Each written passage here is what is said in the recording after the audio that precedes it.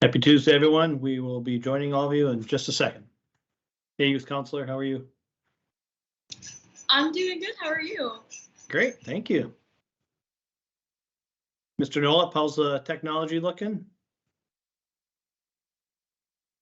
Good, thanks, Mike.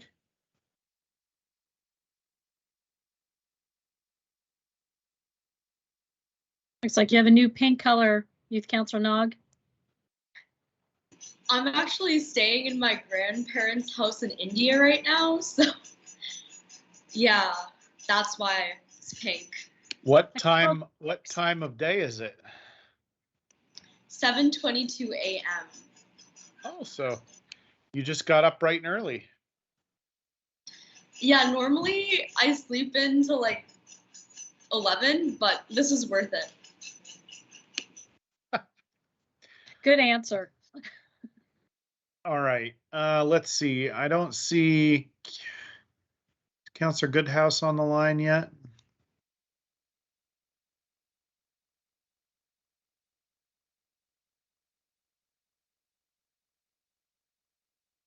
Mr. Nolip, where are we at with the technology?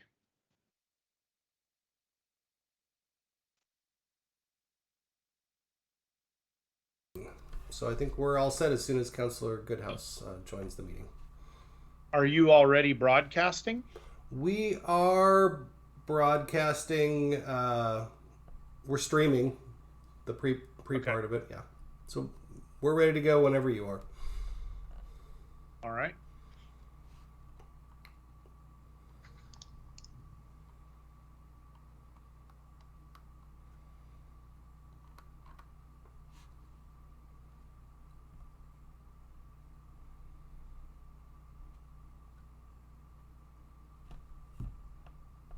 And I'm not just missing him, right? He's not here yet? You're correct. He has not joined the meeting yet.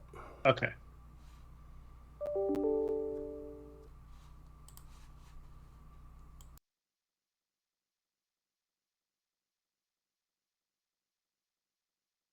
I just sent him a text, Mayor, so we'll see if he responds.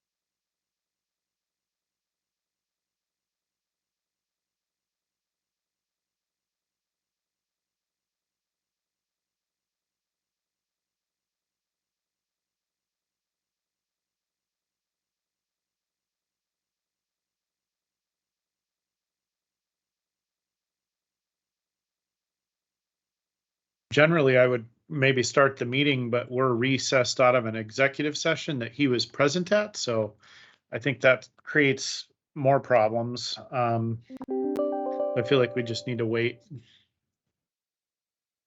for at least a few minutes.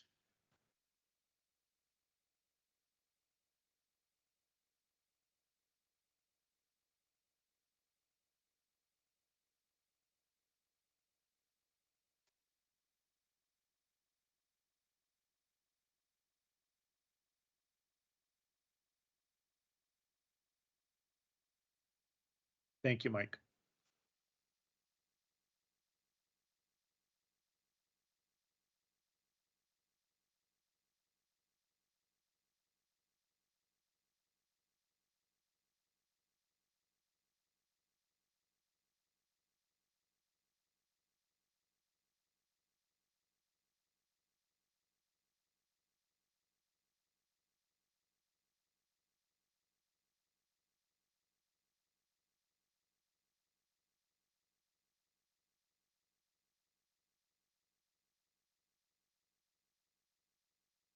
Youth Counselor Nog, you look like you have high quality internet service wherever you are. Yeah, I'm sitting right near the router too, so yeah. Might even be better than at your house, actually. From what I'm seeing right now.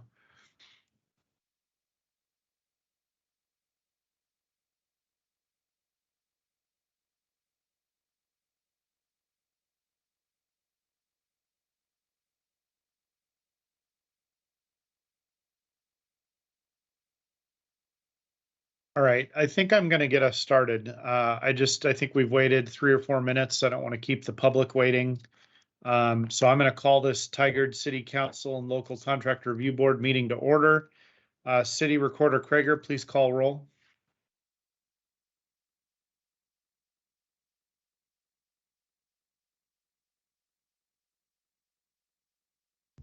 Councillor Goodhouse. Councillor Newton. Here. Council President Lube. Here. Councillor Shaw. Here. Mayor Snyder. Here. Youth Councillor Nog. Here. All right, Mr. Nault, would you mind putting a flag up on the screen? I'll ask everyone to mute and participate in the Pledge of Allegiance on their own.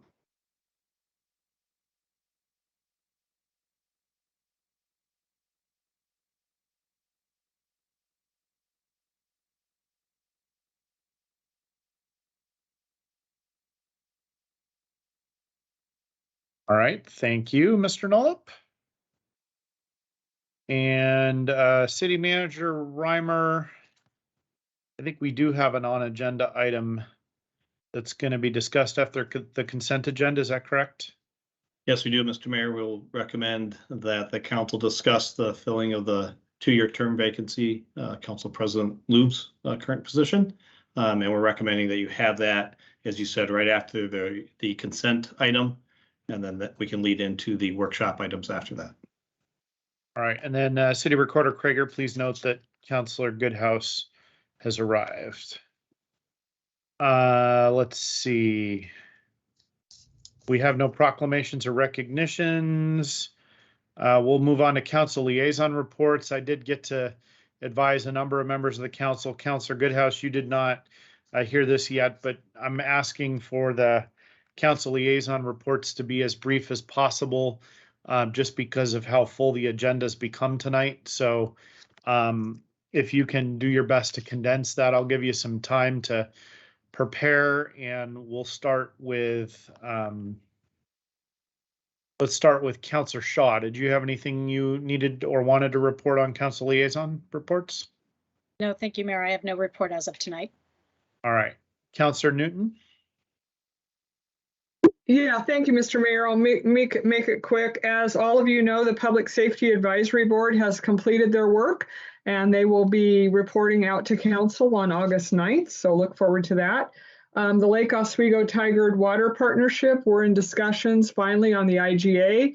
Our next discussion will be in early September, and our plan is to get that wrapped up by the end of the year.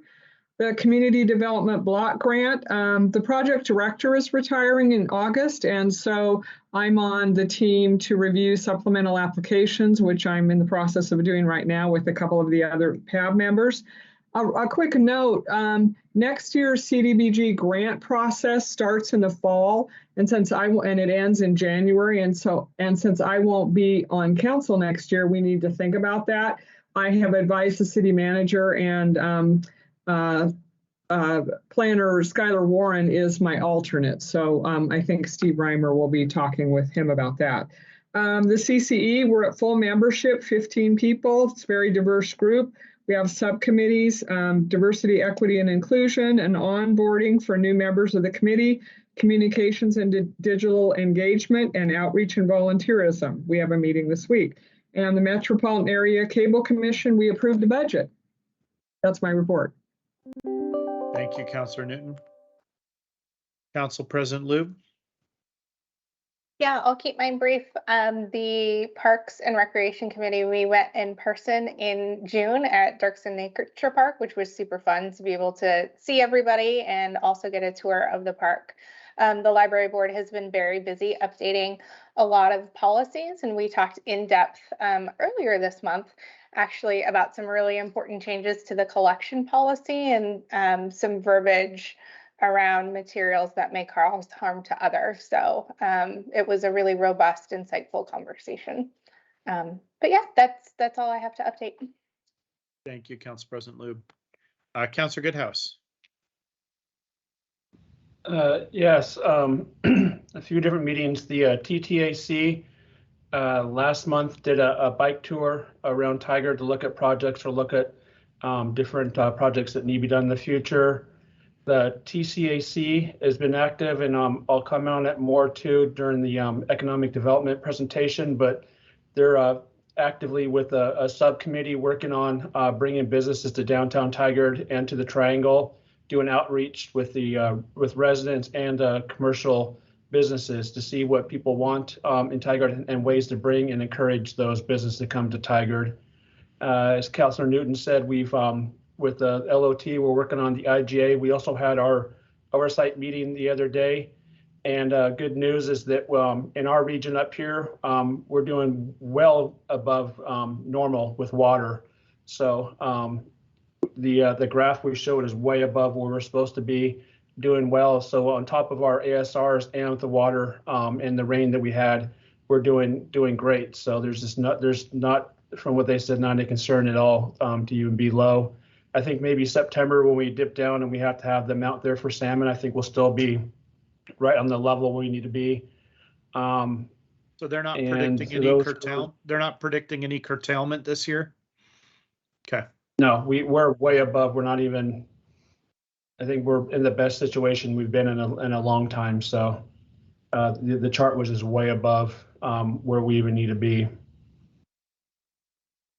And that's, I think that's it for the majority of the committees offhand.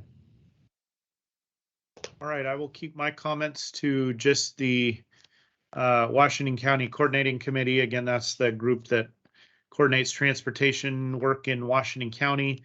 Includes the mayors of most cities, representatives from cities, the county, and other public agencies. And just a couple of transportation notes in particular. One related to the next MSTIP round of funding from the county. I'm working really diligently with the other mayors in Commissioner Rogers' district around how to get the projects done that we want done with the money that's been allocated or that we expect to be allocated. And I'm cautiously optimistic that we're going to be able to get the entire Greenberg Road project funded. And I've got tentative commitments from the mayors of Sherwood and Tualatin, and then King City and Durham were in the discussion too, though they don't have any competing projects. So we're actually going to put this, the cities are jointly going to put a letter together that the mayors of each of the 5 cities in Commissioner Rogers' district together, we will sign a letter indicating our joint preference. So that's exciting and making me happy. Should make us all happy, hopefully, if we can land that. There's a lot of work happening regionally on the regional transportation plan. I know you guys we've had briefing on that, but that's getting a lot of attention at the Washington County Coordinating Committee. We ranked some projects for RFFA funding and other funding for Metro, and just are providing that feedback. The Tigard projects that are in that mix both have scored really well, so I'm again cautiously optimistic that they will end up being funded. And actually, the Washington County Coordinating Committee is making the sort of part of our rationale is we put high quality projects together.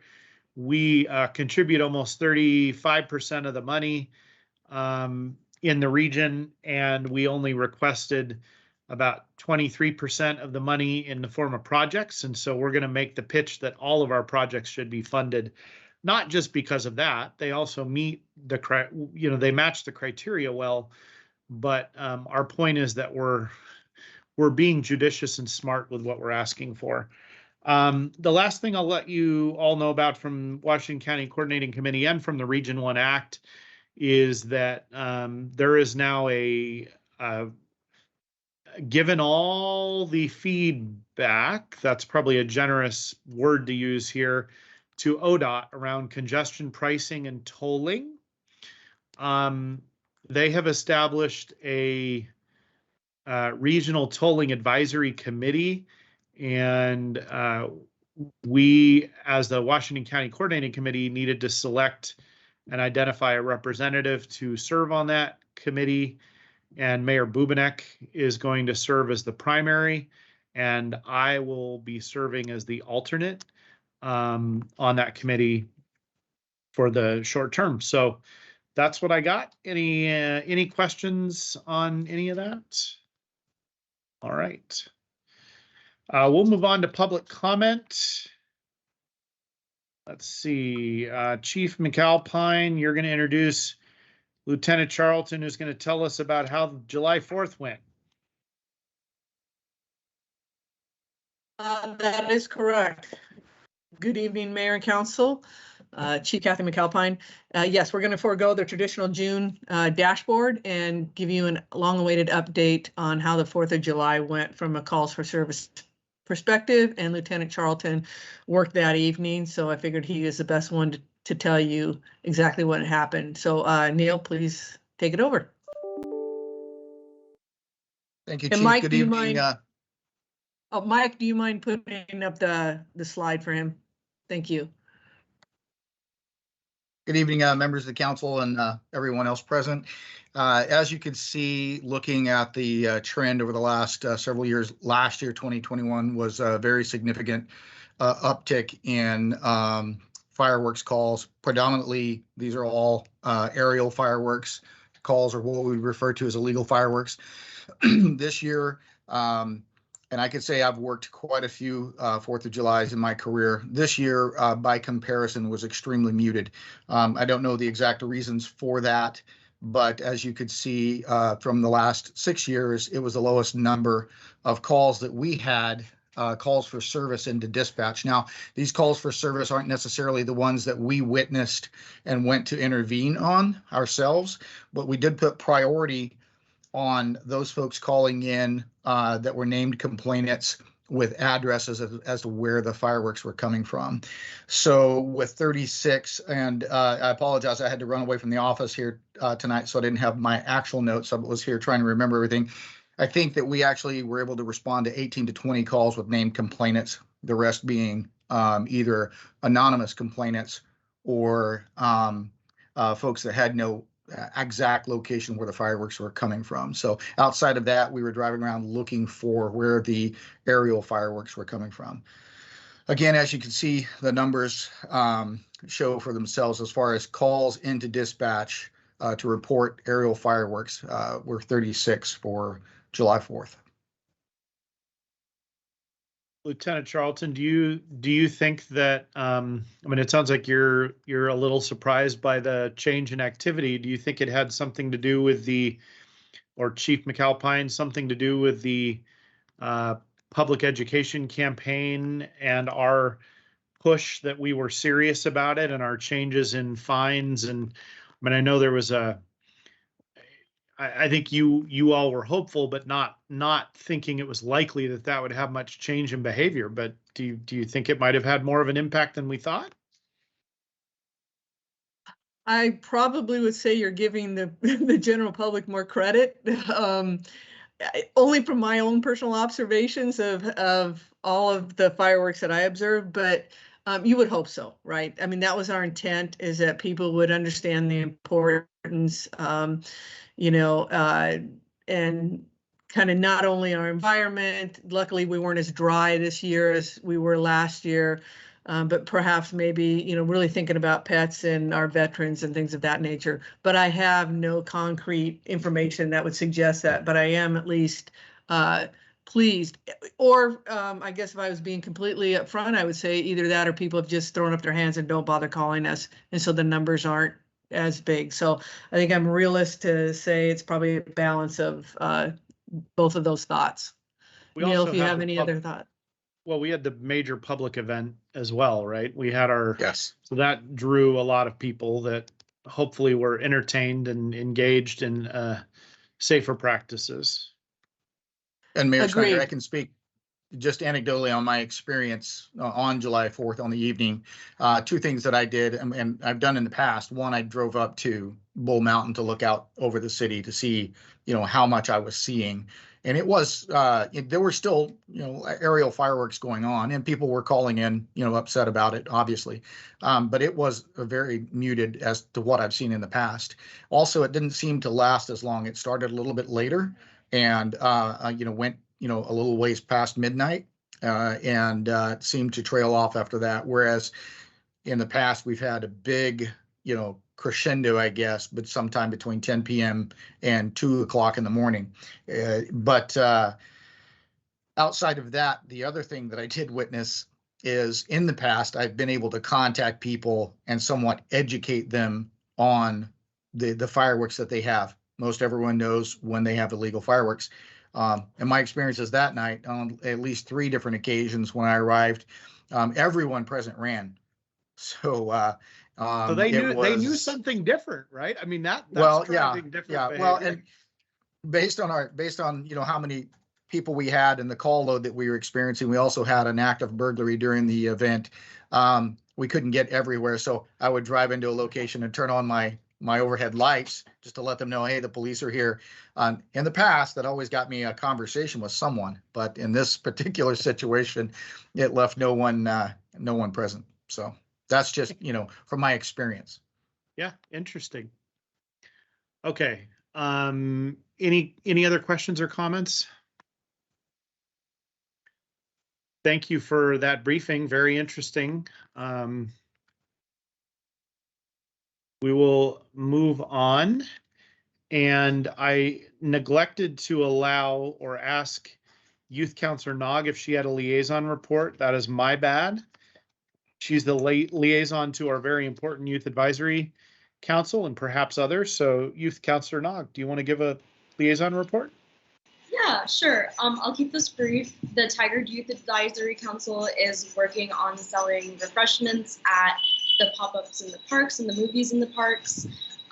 We have some exciting things planned in the fall. We are leading a voter registration drive to get people prepped for the general election. We have a youth forum that we're currently planning to kind of have more youth participation and collect formal comments to hopefully give back to the city council. We also are currently recruiting people and holding interviews later on, and we are planning on doing something for Halloween, and then we're just planning events right now. Thank you, Youth Counselor Knock. Appreciate that. And thank you. I want to thank the whole Youth Advisory Council for their participation in those community events and serving to help make them happen over the summer. I'm going to try to make it to some of the pop-ups in the park. I tried to last week and my schedule just didn't work out, but I will try to. I think there's one tomorrow, isn't there? Another one tomorrow? You're probably not the one to ask since you're out of country, but. All right, thank you. We'll move on to written public comment. And I believe that we received 4 written public comments. City Recorder Krager, make sure I've got them all. I think we had a letter from Kenesha Owens about a personnel matter, and then 3 different comments from community members, Michael Bruin, Roger Potoff, and Ariana Weiss about urban agriculture. City Recorder Krager, did I miss any beyond that? No, those are the ones we received. All right.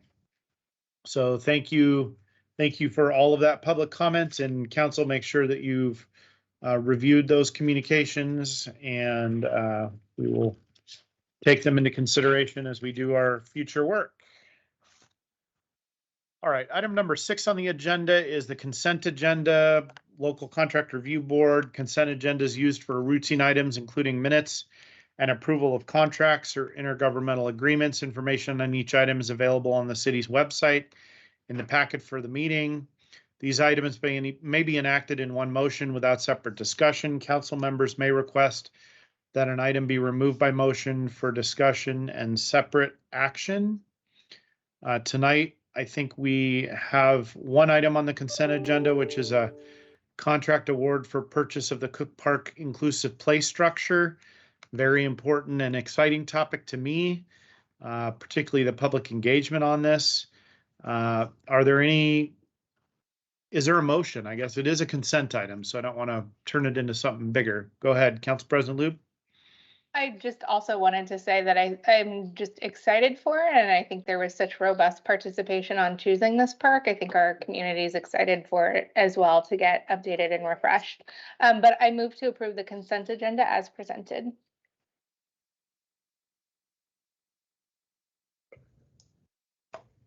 Do we have a I'll second? second. Second that. All right, it's been moved and seconded. Any further discussion? All right, city recorder, roll call vote, please. Counselor Goodhouse, Yes. Counselor Newton, Yes.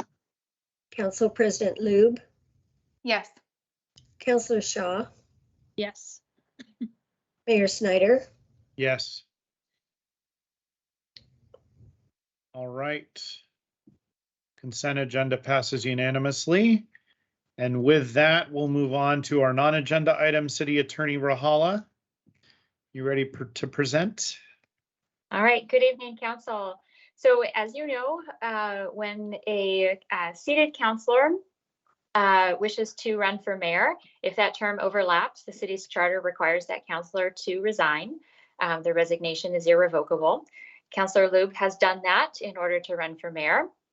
So there's a vacancy for the remaining 2 years of her term. So the discussion tonight is how to fill that vacant seat.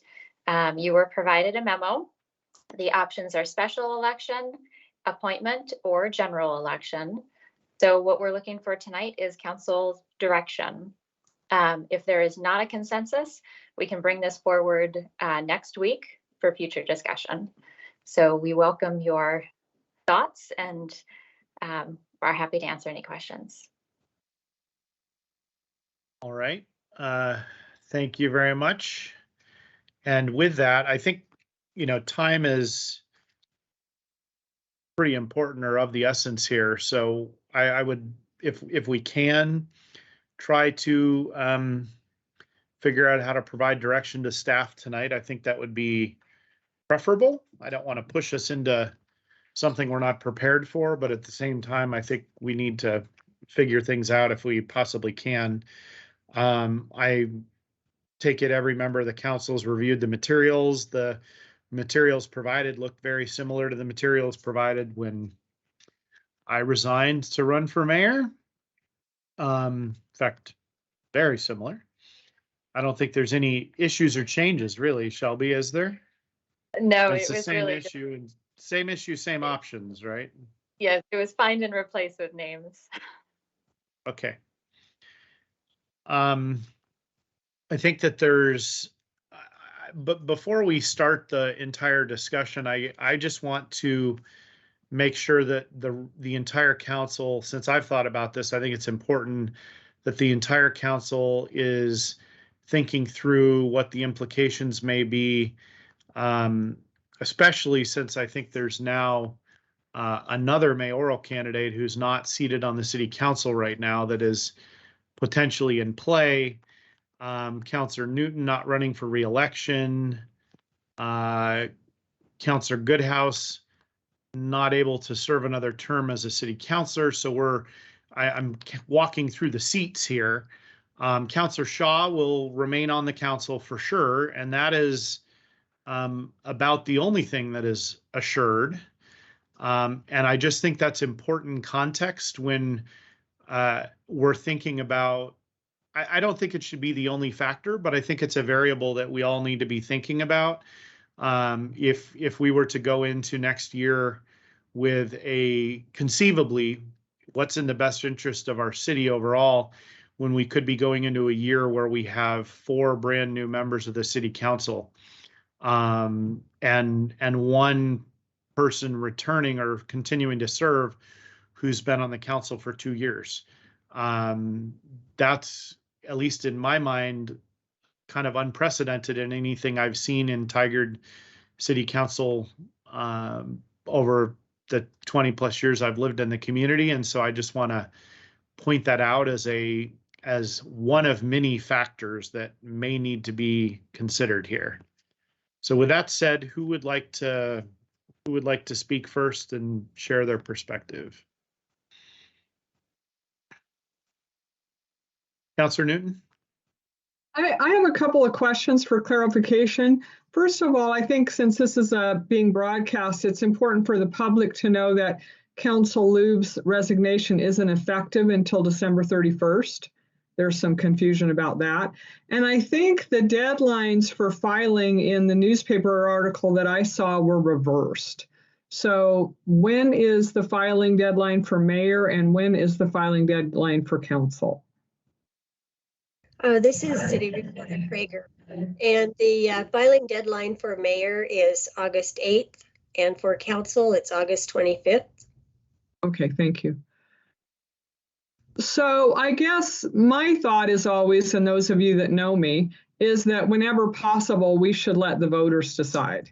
So my first preference is that we, provided that we can get this, not to put a lot of pressure on our very fabulous city recorder, Ms. Prager, but if we could get the paperwork, lined up in the next day or two, my preference would be to open it up, it would be a separate seat, but to open it up and for the November election, that's my initial preference.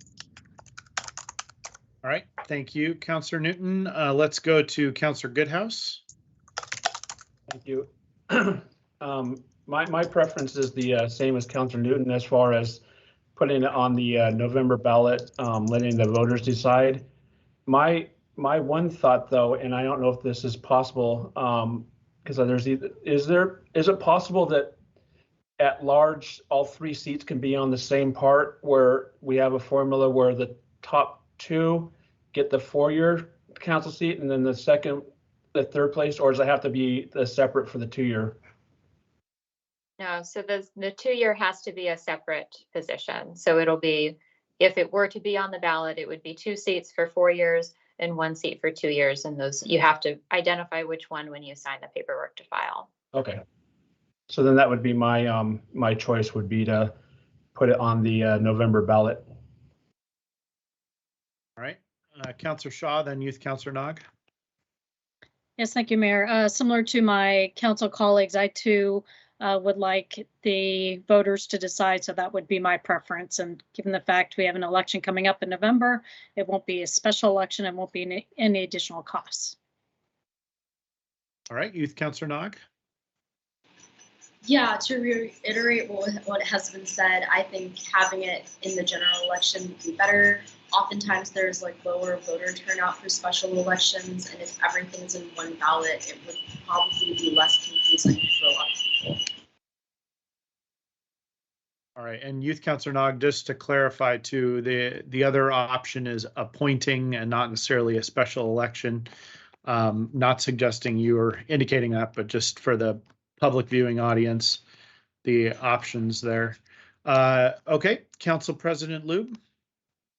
Thank you. I think I have a unique perspective of being the one who's been appointed to this position 4 years ago. And so I have mixed feelings about both ways, and I can see arguments for both ways. I do also look at the situation in which Mayor Snyder is describing, which can be, I think, probably a very daunting scenario for the city staff and leadership to potentially have one returning member of council that has 2 years of experience and a brand new mayor. So I see the potential disadvantages. I mean, fresh perspectives are always good, but I think it can be a particular scenario in which it can be extremely challenging if individuals aren't there to bring history and perspective to different situations. And I do think, I mean, looking back, I don't know that I would have ever run for council if not the opportunity had presented itself as I was on the budget committee for this. So I think it potentially could bring a different kind of candidate, a different kind of counselor who maybe wouldn't have thought of running for office themselves. But I think I've done a pretty good job, and the voters agreed, a year and a half ago to reelect me. And so I do think there is an opportunity as well for a different kind of candidate through appointment. But I don't have particular strong feelings one way or the other. I do also value, the community being able to pick. Councillor Newton. Another question for clarification, maybe City Attorney Rahala. Wouldn't the newly elected council be making the decision about the appointment? Not the current council? So that would be another decision for council Okay. to make. Because the resignation isn't effective until December 31st at 11:59, the new Right. person couldn't office until Right. January 1st.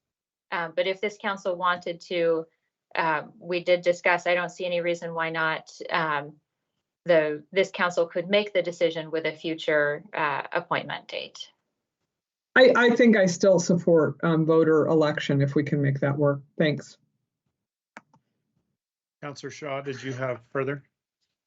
Just more of a shout out to the staff, having been the newest elected council member. I think they did a fantastic job in bringing me up to speed, along with the council and you as well, Mayor. So I have every confidence that with the new council, we can provide them with the background and information they may need, and perhaps even develop a buddy system. So that may not be legal. We'd have to check with City Attorney Rahala. All right. So I'm hearing pretty strong preference to putting this as a separate 2-year seat on the November ballot. Council President Lube, that was maybe you were willing to go with that. Maybe wasn't your immediate first choice, but or you seemed kind of unequivocal. I'm not sure I could clearly. Okay, you didn't have a strong preference. Okay, so staff, it seems like you've got some clear direction. City Attorney Rahala and City Recorder Krager headed to the November ballot for a 2-year separate vote. I take it someone can't be, I guess we should clarify, someone can't be a candidate in both, or can they? No, Nope, they can't. They can Okay. only run for one seat, and they have to identify which seat when they file. All right, Councillor Newton. Yeah, I'm sorry. One last question. City Recorder Krager, when do you think you could have the filing papers done? No pressure, but just curious how quickly we can get this going. Tomorrow morning. Great, thank you. That's quick. Okay. Let's see. With that, City Attorney Rahala, you don't need anything further, correct? Nope, thank Just you, be council. There clear. would be, Okay. yep, 3 seats on the ballot. All right, so we are now going to move and transition to the workshop portion of our meeting. This was originally how this meeting was scheduled, and for those in the public and even members of the council that have not really been in a workshop meeting per se before, or not formally in a workshop meeting, this is a time period where there will be no final actions necessarily taken. We'll be discussing less developed concepts that are not, ready to be voted on necessarily, and providing original direction. And it's just been so long since we've been in this format of a meeting. I wanted to just remind everybody that that's where we're at as we're moving into this part of the meeting. So with that, I think we're going to move to item number 8, which is the Tigard Home Phase 1 Urban Agriculture Briefing.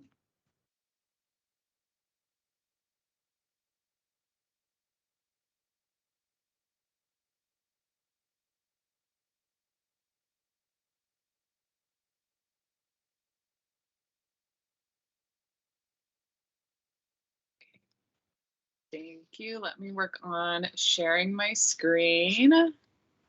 Okay, we're ready whenever you are.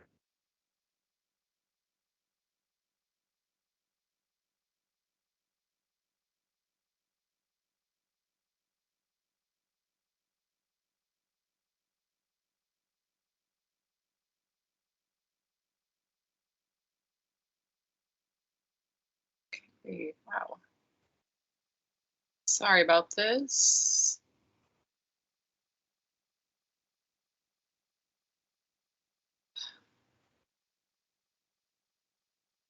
Sorry, having some technical issues. Just did this last night, worked just fine.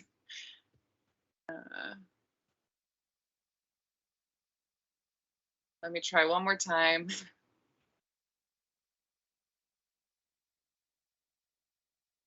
Yeah, Mike, I'm sorry. Do you have the slides? Apologies, I just did this for Planning Commission last night and it worked totally fine, and now issues. All right, thank you. Well, good evening, City Councilors and Mayor Snyder. My name is Hope Pollard. I'm an Associate Planner with the Community Development Department. I'm here tonight with Assistant Community Development Director Tom McGuire to talk to you about urban agriculture in Tigard. We are not here, as Mayor Snyder just mentioned, we're not here for an official vote tonight, just here to discuss some things with you, give you an introduction to some initial community outreach, and here have a conversation with you guys about how to move forward. Next slide, please. Urban agriculture is phase 1 of the Tigard Home project, which we introduced to you guys just a few months ago. So at our last joint briefing with the Commission and City Council, we were directed to fast track the urban agriculture component of this project. So since then, we've researched existing ordinances from neighboring cities, and we held an outreach event with the Tigard community. Next slide, please. On June 29th, we provided a forum where community members could come together to learn about local ordinances, speak with each other, and share their opinions, concerns, and preferences with the city. The event was structured as an open house where folks could interact with different stations. Each of these stations is also included as a separate attachment in the staff report tonight, so I also encourage you guys to follow along as we go through the next slides. We'll also have a pie chart visuals that I can share with you guys after the presentation if you have more questions on the data that we gathered from this event. Next slide, please. At Station 1, we provided a chart showing how many of each animal is allowed in different cities throughout Oregon. We looked at Portland, Eugene, Beaverton, Salem, Gresham, Hillsborough, and Springfield. Community members were welcomed to interact with this board by placing star stickers on regulations that they liked. Many cities have different levels of restrictions based on lot size, often allowing 2 to 3 of each animal type on smaller lots, while allowing more animals based on a square footage calculation on larger lots. For example, if we look to the very first column at Portland's regulations, you can see it, you can't really read it on this slide, but if you look at that attachment, you can see it pretty clear. You can see Portland's regulations for chickens, poultry, and rabbits. People were generally a fan of Portland's regulations. Portland limits these animals to 4 of each animal on small lots of less than 10,000 square feet, allows 6 of each maximum on medium-sized lots of 10 to 20,000 square feet, and has no maximum for lots over 20,000 square feet. In general, attendees tended to like regulations that limited animals based on lot size rather than just having a strict standard maximum. And they liked requiring a permit for larger numbers of animals. And everybody agreed, no roosters. Next slide, please. If you open up the Station 2 feedback attachment, you can follow along with Station 2, which allowed community members to build their own regulations. Once again, attendees could vote for ideas they liked by placing a yes sticker or a star sticker. For chickens, other poultry, and goats, folks preferred lower numbers, which reflected the small or medium-sized lot regulations they saw in the previous station. The numbers shared here reflect verbal testimony that we also received at the event, indicating that attendees view Tigard as primarily a city of small and medium lot sizes. Folks generally preferred to prohibit or limit larger livestock, pigs, and sheep, again considering Tigard lots to be too small, and were generally open to larger amounts of bees. Next slide, please. If you open up the Station 3 feedback attachment, you can follow along with Station 3, where attendees shared what kinds of urban agriculture activity they do like for their neighborhood.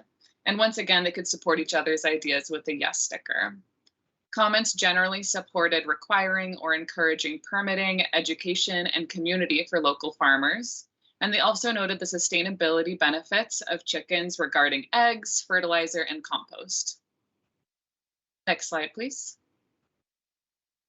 And finally, if you open up Station 4, the Station 4 feedback attachment, you can follow along with Station 4, where attendees shared what they were concerned about. Attendees primarily wanted enforceability, clarity, and protection against noise and pests. In addition to the comments captured on these boards, folks also shared written comments at and after the event, provided as attachments to the staff report. However, we did receive an additional 6 emails following publishing of the report. 4 of these additional comments indicated interest in being part of the process going forward and were supportive of urban agriculture, and 2 expressed concern about potential correlation between chickens and pests. And these were emails that were sent directly to me rather than through like the city council commenting forum. And next slide, please. So what's next? So we plan to write draft code based on feedback we received at the event, feedback we got from Planning Commission last night, and feedback we get from you guys tonight. We're also going to be diving deeper into the why of some of these numbers that we've seen from other cities' regulations, and we're going to be coordinating with some partner agencies. So we have a hefty list already of, we're going to be looking at talking to people from the USDA, the Oregon Health Authority, PCC, University of Oregon, Tualatin River Keepers, and Tualatin Water and Soil Conservation District. That's just a starting list. So we recommend that the regulations that we write reflect research and community feedbacks received so far. So limiting numbers of animals based on lot size and square footage per animal seems like a logical start to us. Education was also one of the most popular suggestions that we received from the community. And it also appears that proper education and proper storage could actually alleviate many of the community members' concerns as well. So we'll be looking at including some sort of training requirement potentially, especially for larger numbers of livestock. We'll also recommend prohibiting outright louder or aggressive animals like roosters and geese. Everybody seems to be on the same page about that one. And we anticipate that the code will also focus heavily on screening, training, and storage requirements with clear enforceable standards. Following the draft code writing, we'll have another community event in September where we'll introduce the draft code to the community. And then we'll return to the Planning Commission and City Council again in October to adopt some code. And then after that, we'll get started on the next phase of the Tigard Home project in November. Next slide, please. This concludes my presentation. Tom and I are available to answer any questions. Again, not requesting any formal decision, but just looking to get some feedback on this early research and community outreach. Thank you.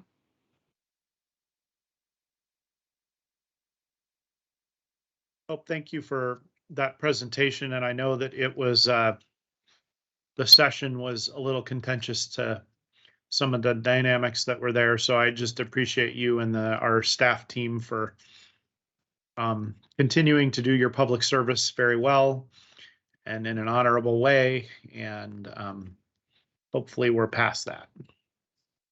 Councillor Shaw. Thank you, Mayor, and you echoed some of my comments I was going to make as well. Question I have is, given the fact that the event was sent out to a list of about 100, whittled down at the end about 14, if I'm not mistaken, about 14 people attended. Is there another opportunity, or do you see a need for another opportunity to get community input before you write the initial code, or is the thought you get a draft code, then you'll have more interest from the community? Thank you for that question. I think right now we're looking at moving straight into the code writing and bringing that back to the community with a very public facing event for the second event. We're looking at potentially even locating along one of the events along Main Street in September to get really more public facing. And then that way we can get code adopted quickly and timely and resolve some of the most major issues. And then we anticipate that we'll continue to refine the urban agriculture code along with the phase 2 of the Tigard Home project, so that we'll have additional opportunities to get more feedback from the public. And I would add, Tom McGuire, Assistant Community Development Director, I would add with these legislative projects, especially when writing code, it's often difficult to get, even when we have a large interest list, it's difficult to get people to come out for the first couple of meetings to just, talk about things or have conversations. We worked pretty hard to work that list to get people to come in. We had, I think we had a commitment, did we not, Hope, of 26 or 27 who said they were going to show up. So unfortunately, that's not unusual, but when you actually have a draft code for somebody to look at, that tends to really get people's interest at that point. Great, thank you very much. And also, I'm wondering, given there's a strong component of education here, if there will also be a fee associated with it, and if so, that might help incentivize some people to show up as well. But happy to hear lots of education, happy to hear no roosters. Unfortunately, a lot of folks don't know the difference between kind of when they're chicks, variety of reasons, but glad to hear at least that was a strong point of that meeting. Thank you. Council President Loop. I wanted to echo the comments of just saying thank you for what was a contentious meeting to go through to get the feedback. I wanted to thank you for hearing us as a council as far as fast tracking this piece of it, because it is such a important piece that we've heard a lot from our community about. And thank you also for just the visual pictures and the attachments of seeing all of the comments and laying them out. That was really helpful for me to be able to see and understand the comments that were there on top of the presentation you just made. So thank you for all of that feedback. And I think we're headed in the right general direction, kind of where I thought we would be going based on what I've seen. So thank you for that. All right, other questions or comments? I think Councillor Newton. Thank you, Mr. Mayor, and thank you too for the work that you've done to this date. I remember sometimes those meetings could get contentious, and that's difficult. So thank you for your work there. I am experiencing chickens behind me now, and I just wanted to say that I didn't know they were there until the little chicks got in my yard.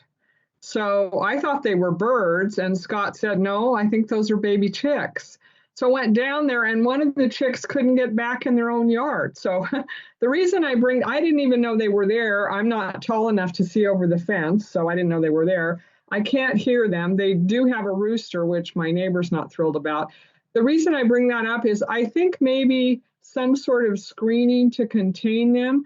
I was worried not that they were in my yard, but that something could happen to them. So, you know, I just wonder if maybe a lot of the points you made, Ms. Pollard, are things that I was thinking about. Some sort of screening, I think, is good, or keeping them separate from the neighbors some distance so you don't have wandering animals. I mean, I don't have a dog or an animal that could, you know, hurt one of those chicks, but, you know, I wouldn't want that to happen. I also was thinking about the lot size issue. I mean, I don't think it's a good idea to have a lot of chickens and a lot of livestock on a small lot. I feel bad for the chickens, you know. So the idea of either limiting the numbers or tying them to a lot size, I think, makes sense because that gives them more room. I think permit, there was something in the materials that I read about the permits and what the funds might be used for, the education. You know, I think that's good. And then we can also make sure that people stay within reasonable limits. I also think it's important that it be enforceable. You know, I feel some sympathy for the staff if it's not clear and, you know, it's difficult to enforce. So where we have some variance, it probably would be good to look at where things are easy to enforce. And I agree with the no loud animals. I'm concerned about, in Portland, they allow, you know, 4 of several different kinds of animals. And so I'd want to look at that more closely because I have about a 7,500 square foot lot and 4 rabbits, 4 chickens, that's a lot on there. So it might be good to look at that more closely. But other than that, those are my comments. And I think separation, containing them, some sort of screening is important.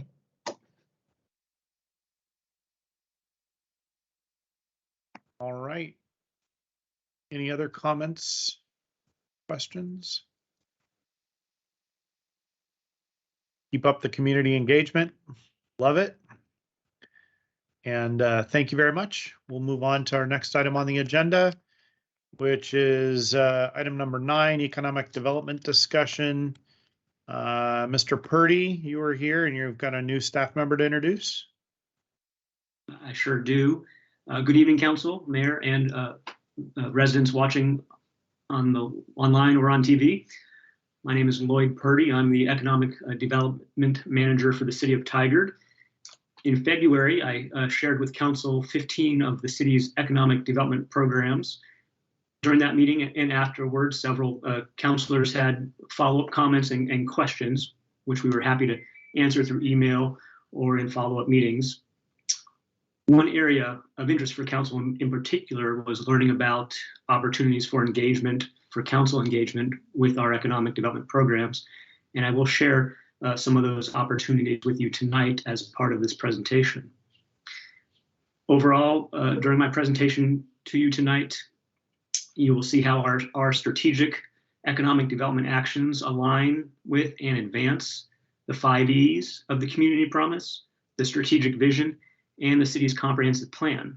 But yes, Mayor, first, and probably most importantly, I'd like to introduce you to the city's new economic development specialist, Tina Escalera. Tina has worked in the community development department for more than 3 years at our permit counter, very much a customer-facing position. She's going to be a great addition to our economic development team. Tina is outgoing, energetic, and results-oriented.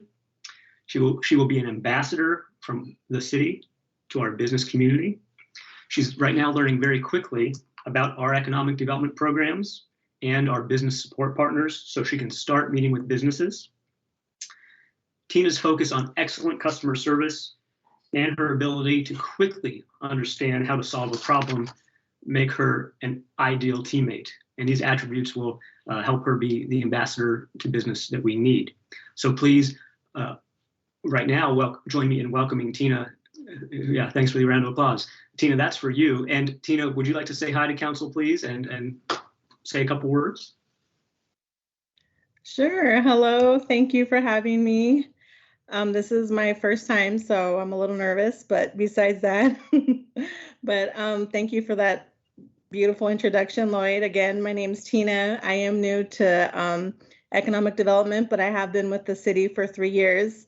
I worked mainly on permitting, so I do have a lot of experience working with businesses on the permitting side, and I'm just excited to continue to work with businesses, get to go out there, do outreach, get to know them, see how we can help, and continue to build great relationships with them. Welcome to the economic development team. Thank you. Thank you. Tina, thank you. And Council, thank you for welcoming Tina. Working with Tina and sharing her enthusiasm makes me smile.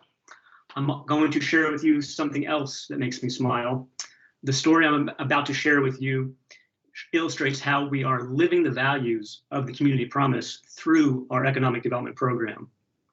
I'm actually going to share with you 3 examples, and these examples center on the equity, the economy, the engagement, and the excellence values of the community promise. So let me tell you what put a smile on my face. 3 weeks ago, I received a phone call from Shika Gold. Shika is my colleague at Micro Enterprise Services of Oregon. Council, you've heard me talk about MISO before. Shika has been the business coach for Israel Martinez, who's the first entrepreneur in our Business Opportunity Cafe business incubator at the library. His business, his cafe is called El Quadrilatero. When Shika called, I was initially worried that something was wrong. She and I meet every month to do a check-in on the progress of the Opportunity Cafe. And this was not one of those regularly scheduled meetings. So cue the threatening music. I was a little bit worried. Here's what put the smile on my face. She said Israel is thinking about opening a second location. And she wanted to know if that was all right with us. Council, this is a win and one I'm excited to share with you. We helped Israel launch his business just 10 months ago. He's already learned enough and gained enough confidence to start looking and thinking about a location outside of our business incubator. My smile widened when Shika asked if Israel could open a restaurant cafe in downtown Tigard. We know that's the type of business that is of interest to residents, locally owned restaurants. And we know restaurants are a good fit for a downtown business district. So I took Shika and Israel and Bianca from MISO on a walking tour of downtown. Shika and Israel, they already know about our tax increment finance grant program for businesses that want to locate both in downtown and in the Tigard Triangle.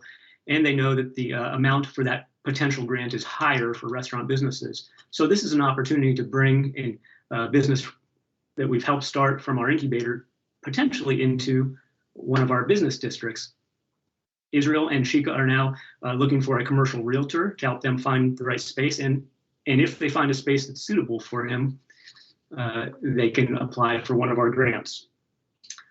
So again, I'm excited to see our economic development programs interconnecting, working to reinforce each other and grow businesses.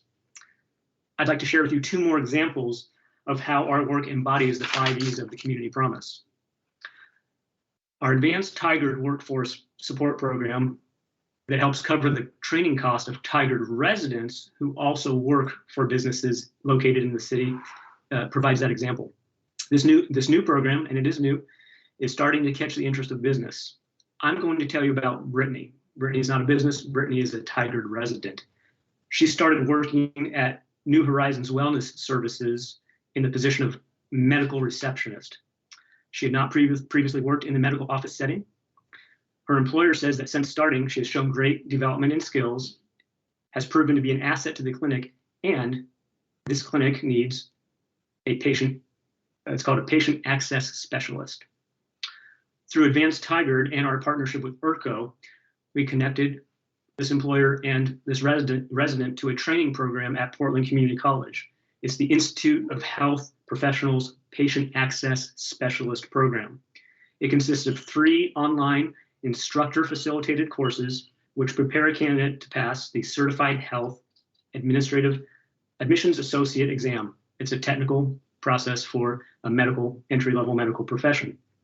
Students must pass and take Patient Access 1 and Patient Access 2 in sequence. After completing this program, and it hasn't happened yet, but Brittany will have the skills and knowledge to sit for the Certified Health Admissions exam. Through Advanced Tigard, we're covering a portion of this training cost for a Tigard resident.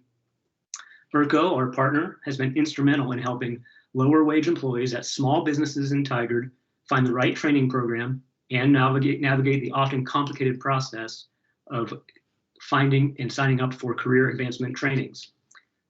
In this case, upon completion of the training, Brittany and her employer expect that Brittany will be eligible for a pay increase.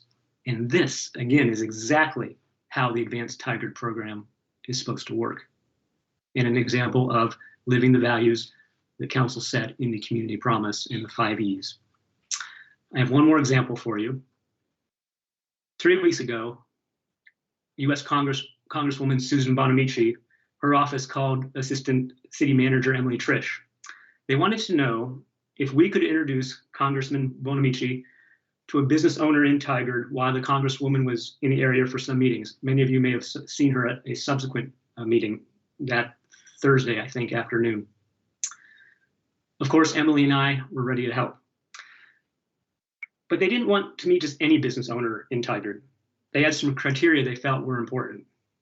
Congresswoman Bonamici's staff wanted her to meet a local, woman-owned Hispanic entrepreneur who had taken part in our Empresarios de Tigard Spanish Language Network business support program. We know that supporting entrepreneurs from all walks of life and all backgrounds is important to Congressman Bonamici. It doesn't stop there. They also thought, her office thought, it would be nice if she could meet with those criteria a Tigard business who had received COVID support. Additionally, they mentioned that it'd be great if they could get some snacks on the road from this business. So I ran down my mental list of Hispanic women-owned businesses that had received Tigard Cares, which we know we were instrumental in distributing to businesses, but ultimately came from federal sources, who owns a bakery and had participated in Los Empresarios de Tigard. Of course, we have, in fact, a couple of businesses who might have been eligible. But Jay Burton from Good Cake Bakery came to mind. So Emily and I set up that meeting.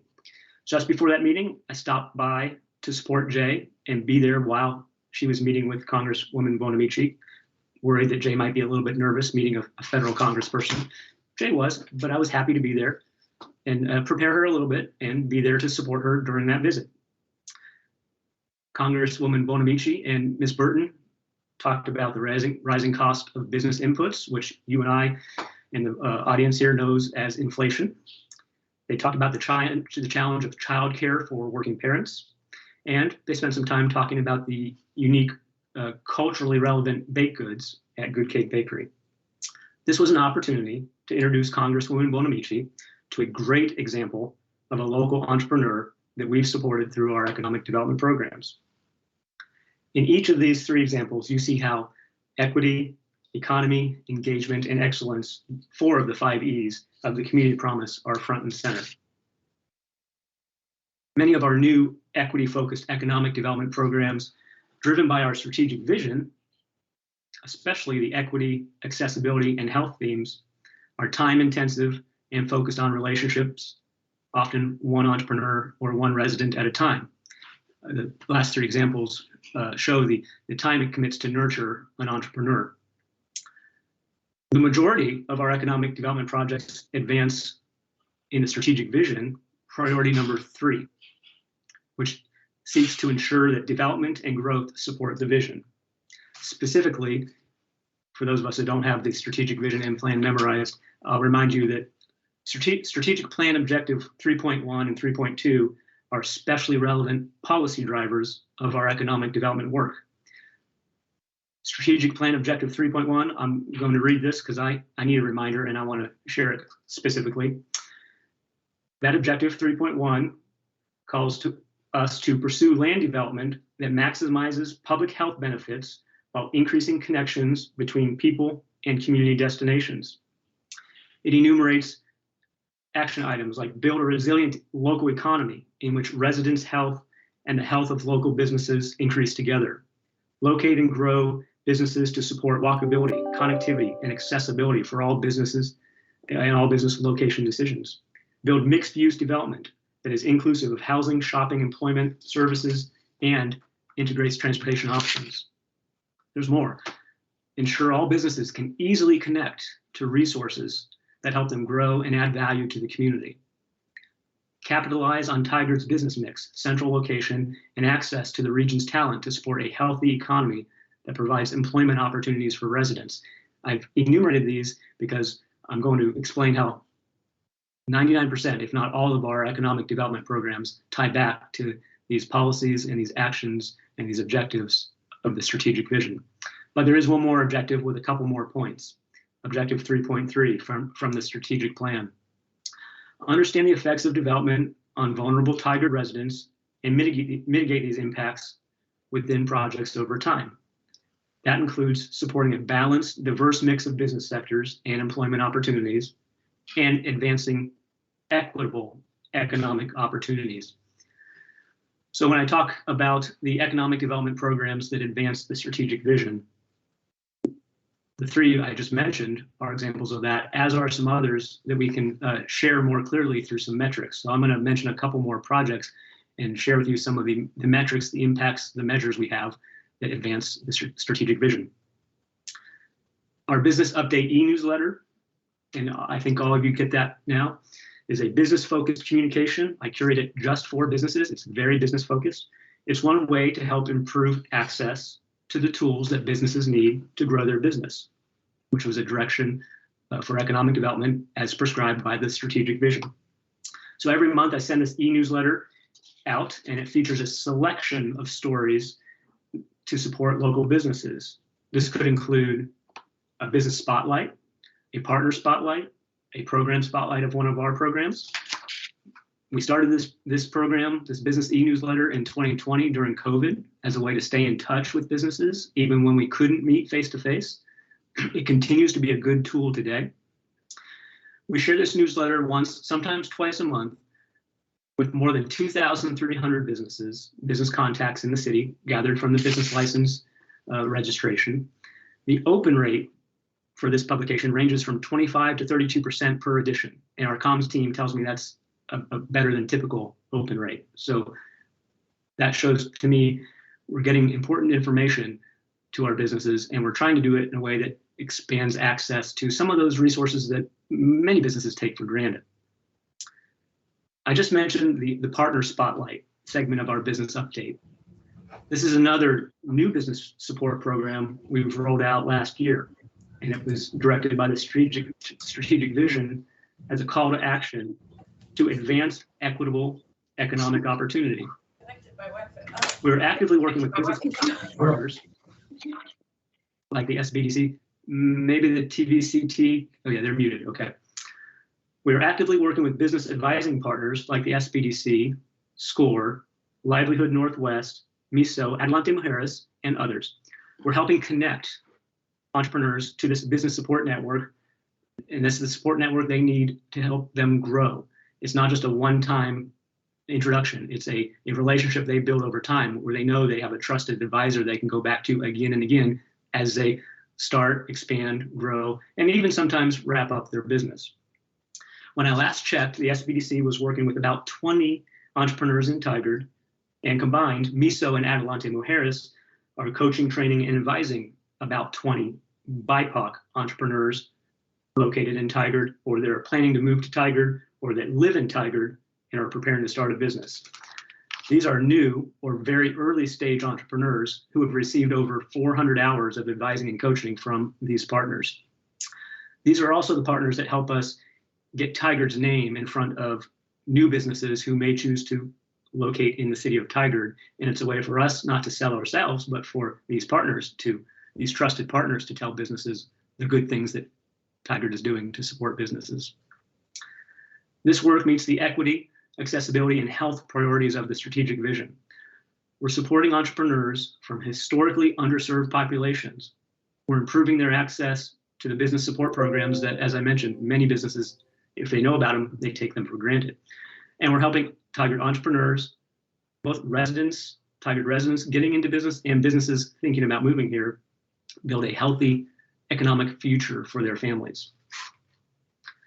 Still following the theme of the strategic vision, even as we rolled out a series of equity-focused economic development programs that help grow and attract small business owners, we continue to manage traditional programs like the Enterprise Zone and the Vertical Housing Development Zone. I look forward to inviting you on some tours of our Enterprise Zone properties as they invest in equipment, invest in new employees. Pardon me.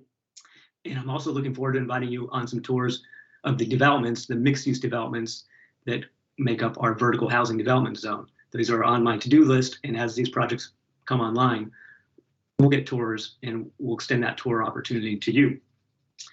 Right now, 4 firms are active participants in the Enterprise Zone. Since the zone's creation, we've seen the private sector, these businesses, add $17 million in new equipment to the manufacturing capacity of those firms and onto the city's tax roll.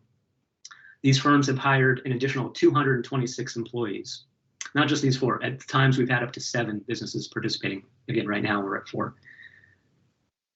Speaking of the Vertical Housing Development Zone, since the zone's creation, the private sector has or will soon add 677 units and an estimated 25,000 square feet of new commercial space for projects participating in the Vertical Housing Development Zone. Again, that's the tax abatement we provide to development that provides apartments or multi-story housing above a first-story commercial program. These 2 economic development programs in particular advance the strategic vision and the vision's call to action to capitalize on Tigard's business mix, central location, and access to the region's talent to support a healthy economy that provides employment opportunities for residents. I mentioned that I'm trying to schedule some tours of the Enterprise Zone companies and, as they are completed, the Vertical Housing Development Zone buildings. This is one way I'm asking you, and this is one way, and I'd like to ask you to participate in this, the one way you can help the city's economic development program. When a business owner or a developer goes out of their way to provide a tour for us, it would be fabulous if you, and those of you that have the time, often during the day, to join us on those tours. As you know, it sends a strong signal to the business community when city leaders take an interest in their businesses. So joining me or the economic development team on tours of our enterprise zone companies, our vertical housing development zones, or even the completed projects that take advantage of the downtown and the Tigard Triangle matching fund grants. Those are great ways that you can help build community support and show the city's support of businesses. The second way you can help amplify our economic development work is to let me know when you've met an entrepreneur who might be ready to open a new business or expand their business in Tigard. More than just a business name, when you meet a business owner and talk to them, let me know about that. They'll be more likely to take my call when they've already met you, and I can follow up with them, share with them our business support program, invite them to Tigard. That personal touch that starts with you makes a big difference. Some of the city council have already started to do this, and I'm in this moment saying thank you for that. Please do continue to send me the name of a contact person, a business owner, when you meet them, when you think there would be a good fit for the city. That's a fabulous way that you can, again, amplify our economic development program. We have a team of 30. We can't be everywhere, even everywhere we need to be. So you all are an essential economic development deputies and ambassadors when you wear that hat. I'm almost done. Please bear with me, and then we'll get to some discussion and questions, an opportunity for you all to talk about what you've heard me share and your thoughts on economic development. In February, I introduced you to more than a dozen economic development programs, and several of them I've referenced tonight. So far, I've shared with you how these programs advance the community promise, the council's 5 E's, and the strategic vision. Our economic development program also is tasked with implementing part of the city's comprehensive plan. The comp plan is a document that provides the policy basis for land use, and that includes how land is dedicated to economic activity and how that property is used. In many ways, the city's comp plan sets the foundation for economic development. So along with the community promise, along with the strategic vision, the comp plan is the third policy tool that defines the relationship between land use, community livability, and economic vitality. Specifically, and this was mentioned in your AIS memo, goals 9.1 from the comp plan, 9.2, and 9.3 set this foundation. One of the ways to think about our economic development program is within the context of the community promise, the strategic vision, and the comp plan. It's a way to think about it in 4 economic development themes or areas. New business incubation, starting new businesses in Tigard or nurturing new businesses in Tigard. Business support, growing the businesses that are here so that they are more successful. Economic mobility, improving the lives of residents. And then a more difficult area maybe, but I call it supporting development and investment, setting a foundation for a healthy economy. Every economic development program I mentioned tonight and back in February fits into one of these 4 economic development strategies. And I'm going to give you some examples of how those strategies fit into the comprehensive plan. Comprehensive plan goal 9.1, develop and maintain a strong, diversified, and sustainable local economy. We achieve this in the city of Tigard through new business incubation, through business support, and through supportive development and investment. So the relevant economic development projects are Los Empresarios de Tigard, our Spanish language business support network, business advising and coaching through partners like Adelante Mujeres and MISO and SBDC and SCORE.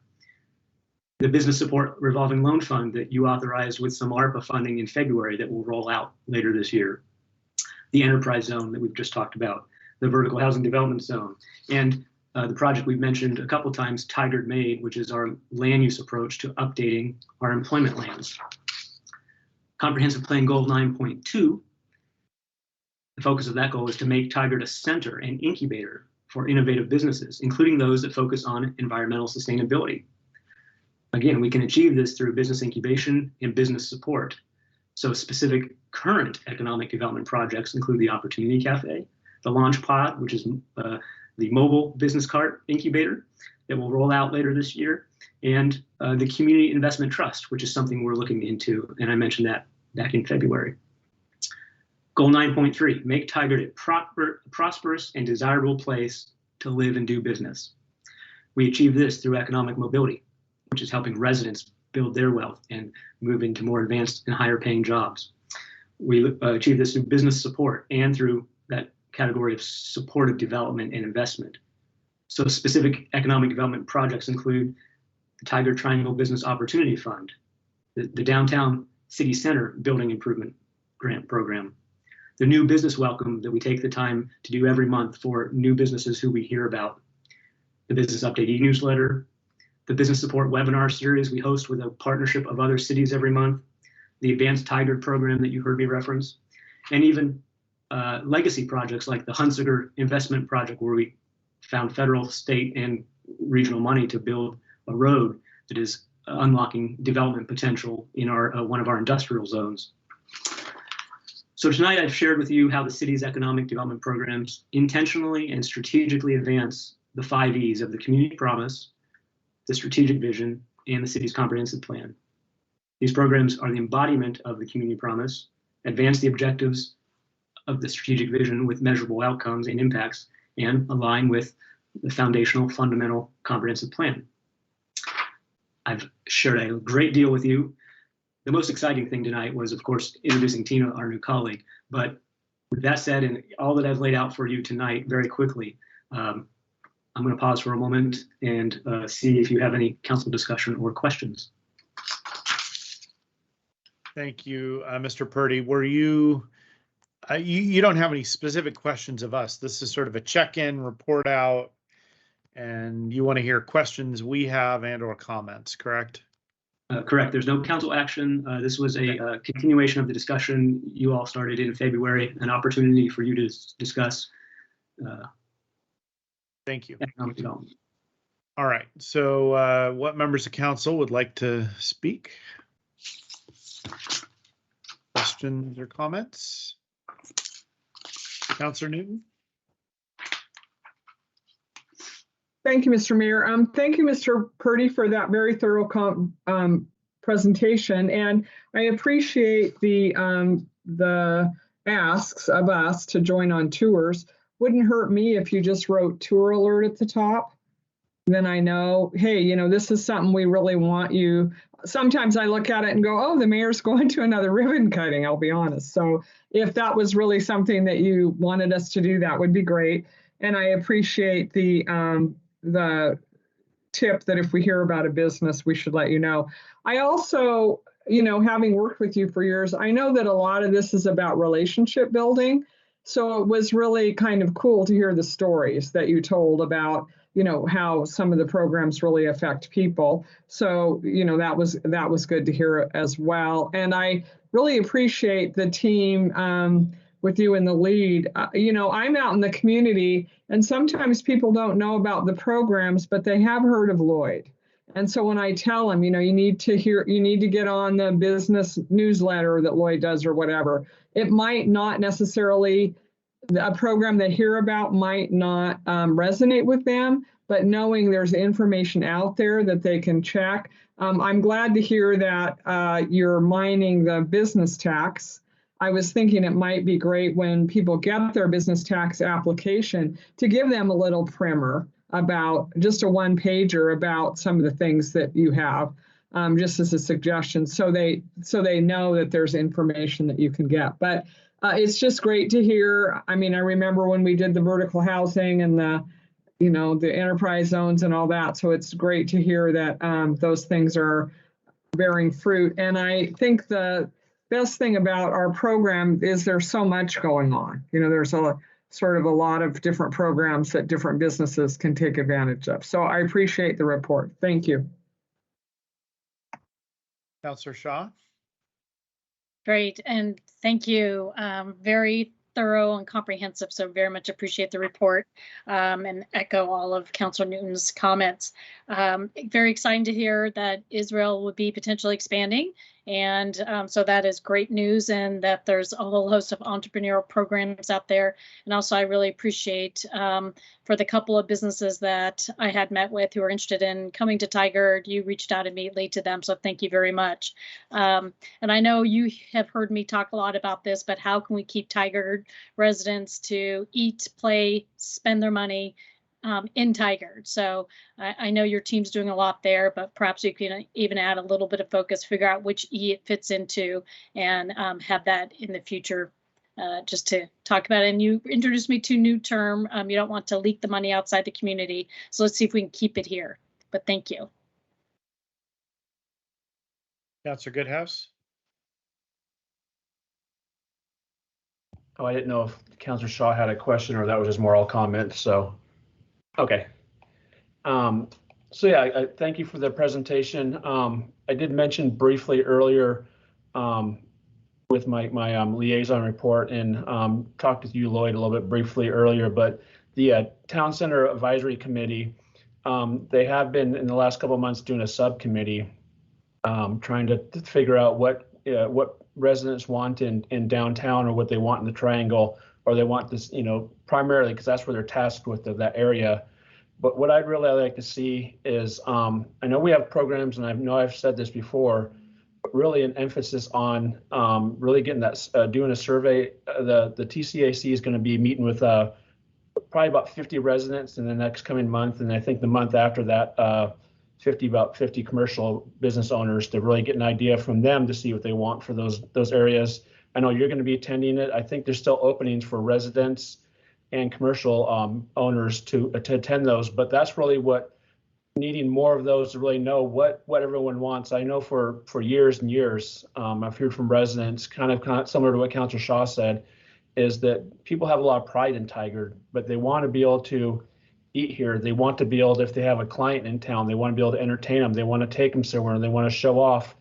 I know that with COVID, it's really kind of hurt the restaurant hours, where it's hard to even find kind of a restaurant open, but we still don't have the nice places to take someone out or go. And that's what we really need to attract, is find out that list of what people want, and then really use that TIF money in those districts in both the downtown and the Triangle to highlight even more why we need to. I know that with the TCAC, and I've mentioned this before, have talked about how we're the only one in the West Coast, even I think, and really kind of only a couple in the nation that has a commercial crimes unit. There's a lot of good things about Tigard that would really attract a business here, to say that, hey, here, come here somewhere. We got a great city. We got a commercial crime, so there's someone that can really help with those areas. We have money that can really, if you need to build out a business or do facade improvements and so forth like that. So really get that list, and really, I think, push it just marketing wise, that come to Tigard. We have this, and these are what we're looking for.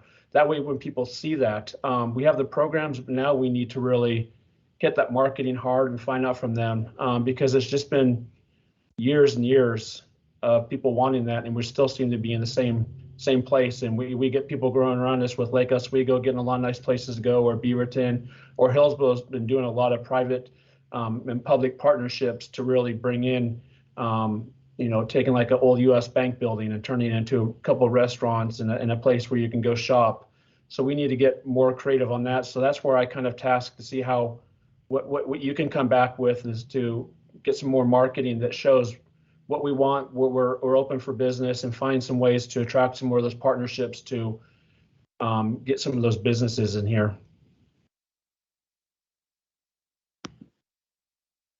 All right.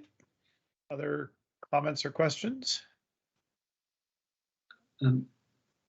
Councilman Goodhouse and Councilor Shaw both mentioned something that I'll put a finer point on. August 1st is a chance for the TCAC and some staff to listen to resident input on what type of businesses they want to see in downtown Tigard, and that's at the city library.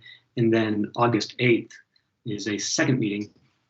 Councilman Goodhouse mentioned 2 meetings. The second one is open to downtown businesses on August 8th. So we will be part of, between Sean, Tina, and I, one of us at least, if not more, will be part of that for us, a listening session. I think they will confirm what Councilman Goodhouse just mentioned, that residents want local restaurants in Tigard. Washington Square Mall is great, but and there's shopping opportunities there. But residents want those types of businesses that are unique and that they can be proud of as homegrown. So thank you everyone for your comments. I've made some notes. Lloyd, do you want to give a pitch for when that meeting is on August 1st? If the viewing audience wants to attend? I think it's 6 p.m. At the Tigard Public Library in the community room? Right. Yeah. Okay. And I will see if that make sure that's on our. It's not a city event. Well, I guess technically because the TCAC is hosting it, that it is a city event. So I'll see if we can get it. Make sure it's on our announcements and our calendars. And if it could be pushed on social media as well, that'd be great. I know we have a lot of people that use that, so if it can be pushed on social media. Okay, I'm making a note right now to double check that. All right, thank you, Mr. Purdy. Appreciate the report out and all the work. I know that represents hundreds of hours of time, so thank you. You're welcome. Happy to do it. I enjoy With working. that, we'll move on to item number 10 on the agenda, which is housing displacements and tenant protection policies. Mr. Asher. Well, good evening, Mr. Mayor, and hello, City Council. It's nice to see you always. I'm happy to be filling in for Senior Planner Skylar Warren, who would normally be making this presentation, but is instead on a well-deserved vacation with his family.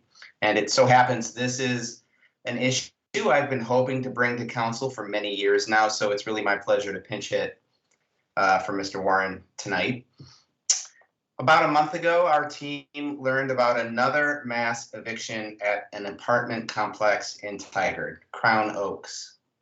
This time, individuals and families in 58 units were being forced to leave so the building could be repositioned. I don't know how many children lived in those units. I do know that as of a couple weeks ago, at least a couple of families were still searching for new housing. This is the third mass eviction I've watched happen in Tigard over the past 6 years. The first was Walnut Tree Apartments.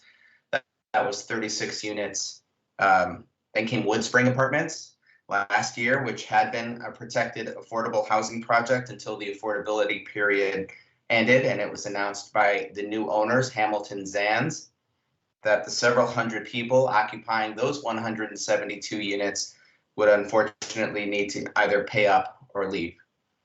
These are just the most glaring examples of housing insecurity in our city. No cause evictions happen on a smaller scale all the time in Tigard, and there is virtually nothing in place to cushion that blow for these vulnerable members of our community. And who are these folks? Well, consider that 31% of Tigard residents are people of color.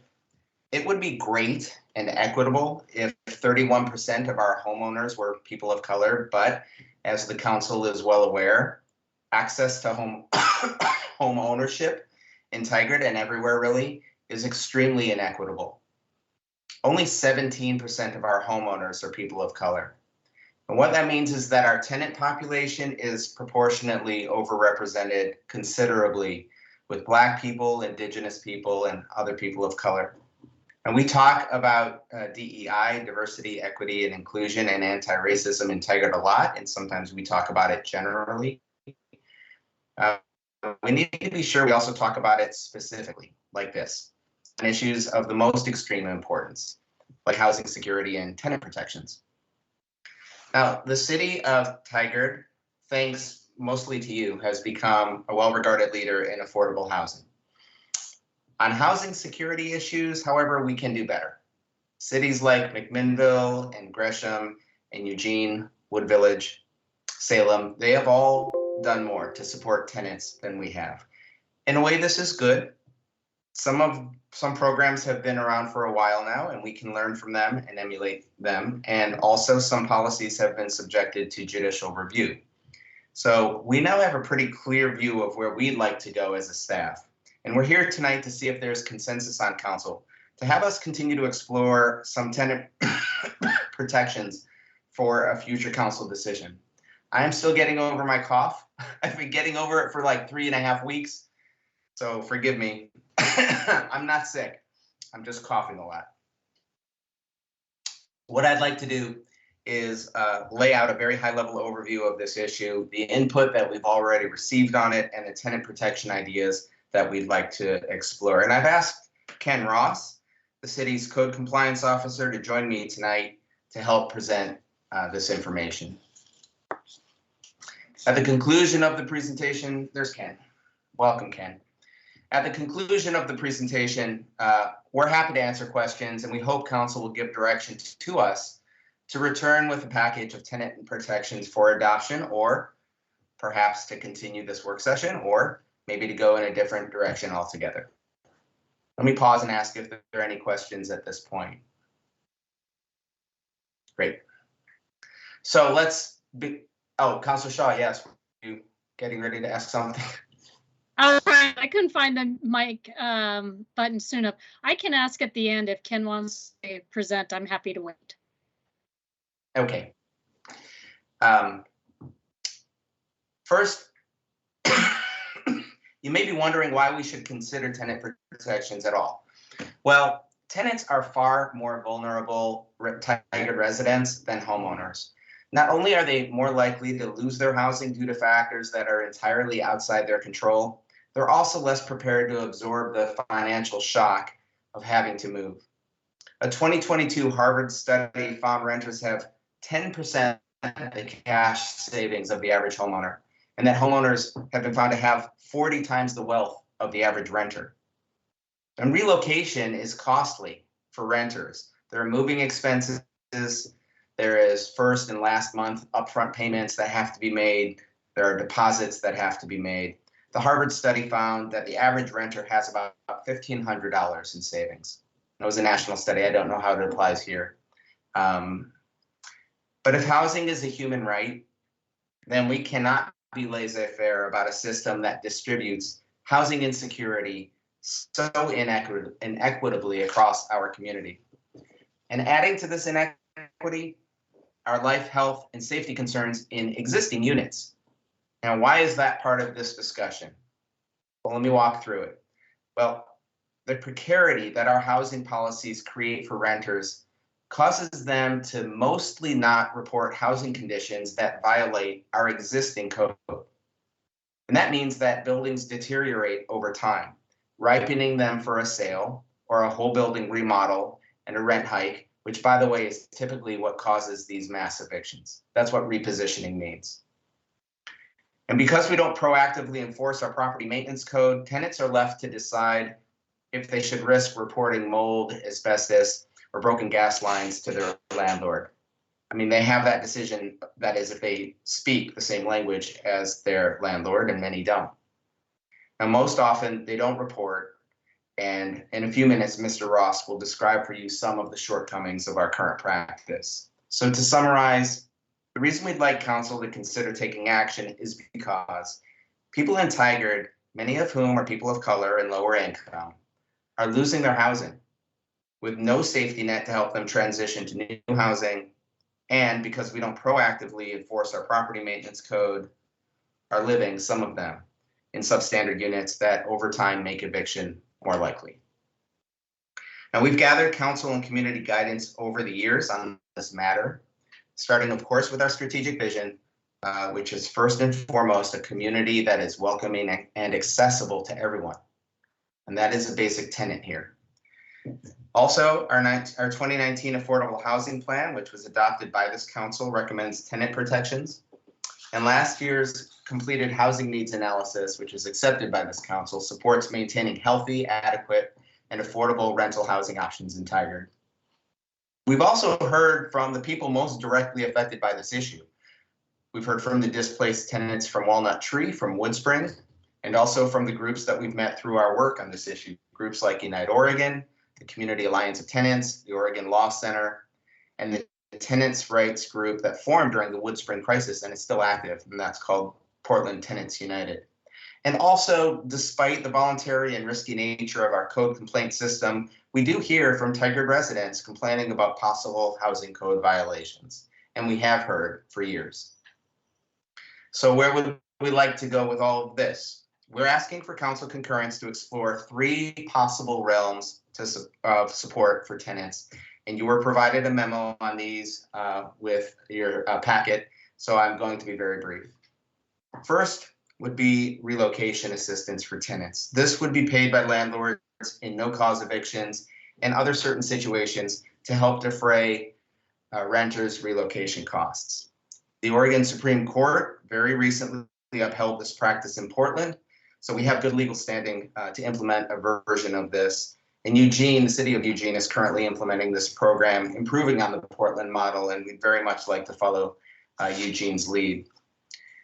By the way, this is becoming common practice in large West Coast cities like Seattle and Bellevue and Portland and Long Beach, and I suspect we will see more and more of this as the housing emergency shows no signs of abating. Second, we'd like to explore funding local legal support for tenants whose landlords have violated certain state or local laws. There are renter protection laws in Oregon statute, but there is no mechanism to enforce those laws. It is entirely up to tenants to bring legal action. And for the reasons we've already discussed, this rarely happens. And worse, when it does happen, it overloads the extremely limited capacity of legal aid firms that are available to help, like the Oregon Law Center. So the concept here is to make the availability of funds something of a natural deterrent for landlords who might knowingly or unknowingly violate state law. And with council's okay, we would work hard to find a good precedent for a program like this. And finally, we'd like to begin enforcing our existing property maintenance code proactively instead of reactively. That is, to transition away from complaint-driven approach. Our property maintenance code was adopted in 1999 on the recommendation of an advisory committee, and it is quite complete. Mr. Ross does enforce it occasionally, but the decision to make it complaint-based was also part of that 1999 set of advisory committee recommendations. And we are 23 years on from those recommendations, and I think we would all agree that the market, the housing market, and tenant conditions have dramatically changed in Tigard over the last quarter century. And so we would like to explore moving away from a complaint-based system. And now I'd like to invite Mr. Ross to conclude tonight's presentation by explaining what he sees on the ground in Tigard and why he's in support of that move. Ken? Thank you, Kenny. Good evening, Mr. Mayor, members of the City Council. I'm Ken Ross, Code Compliance Officer for the City of Tigard. As Community Development Director Kenny Asher mentioned, our code compliance program is complaint-driven, and I typically receive anywhere from 2 to 5 housing code complaints about apartments and rentals per month. I actually receive nuisance and development and building code complaints about apartments and rentals as well, so the number's a little bit higher actually. I also routinely provide referrals to tenant advocacy groups and services such as the Community Alliance of Tenants, Oregon Advocates, and the Oregon State Bar Association. Many of the tenant complaints or tenant complainants that I work with express fear of retaliation for making a complaint.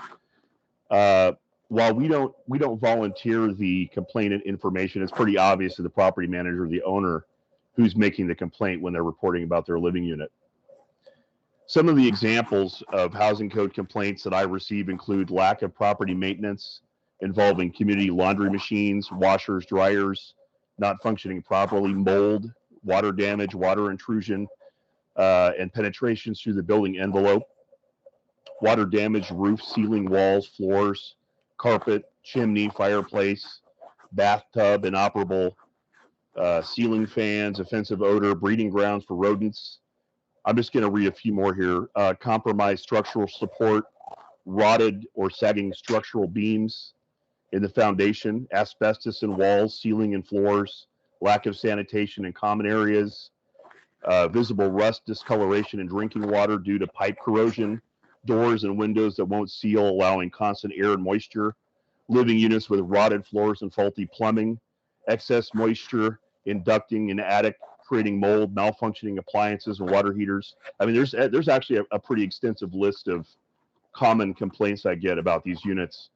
And some of the housing code violations that can lead to serious health problems and drastically impact tenants' quality of life are mold, asbestos, lack of effective weather protection and waterproofing, lead hazards, structural hazards, plumbing issues, no trash disposal, gas lines not working properly, lack of sanitation, lack of clean water, lack of reliable electricity, lack of law enforcement and other basic services, vermin infestations, lack of heating. So we have the resources and time to conduct some city-driven inspections of rental properties in Tigard. And a proactive code compliance program that allows us to inspect properties and make recommendations without relying on complainants and fear of reprisal will allow us to address many of these concerns before they become overwhelming and a serious health issue. So at this point, I'll turn it back over to Kenny and you folks if you have any questions of me, what I'm seeing. Thanks, Ken. Your work in the community is so valuable, and I think this council recognizes that, and I know that the community does. That about concludes the presentation tonight. There is a lot to figure out here. Councilor Newton, we received your questions about capacity. We understand the interest in sort of incrementalism here. These are all challenges that we would have to figure out, but I think what we're trying to convey here tonight is that we think we can figure them out, that we can do something incrementally, and that we ought to begin. We don't want to see continued evictions, certainly at scale in Tigard. I know none of us do, and we'd like to move into a more of a proactive stance on that. So we are wondering tonight what council questions or concerns we should be aware of, what data or precedents we can collect to help council in its decision making, and whether council supports having us further examine these ideas with the idea that staff would craft some policies and return to council for a vote on adoption and, of course, further discussion sometime this fall. Thank you for your patience in hearing out that presentation. So, Mr. Asher, before we start with the whole council, I'm sure there's going to be a lot of dialogue, and we'll probably go recommendation by recommendation. So, council, if you want to organize your thoughts there. I guess I just want to be clear. I feel like draft recommendation 2 to consider adopting tenant relocation assistance.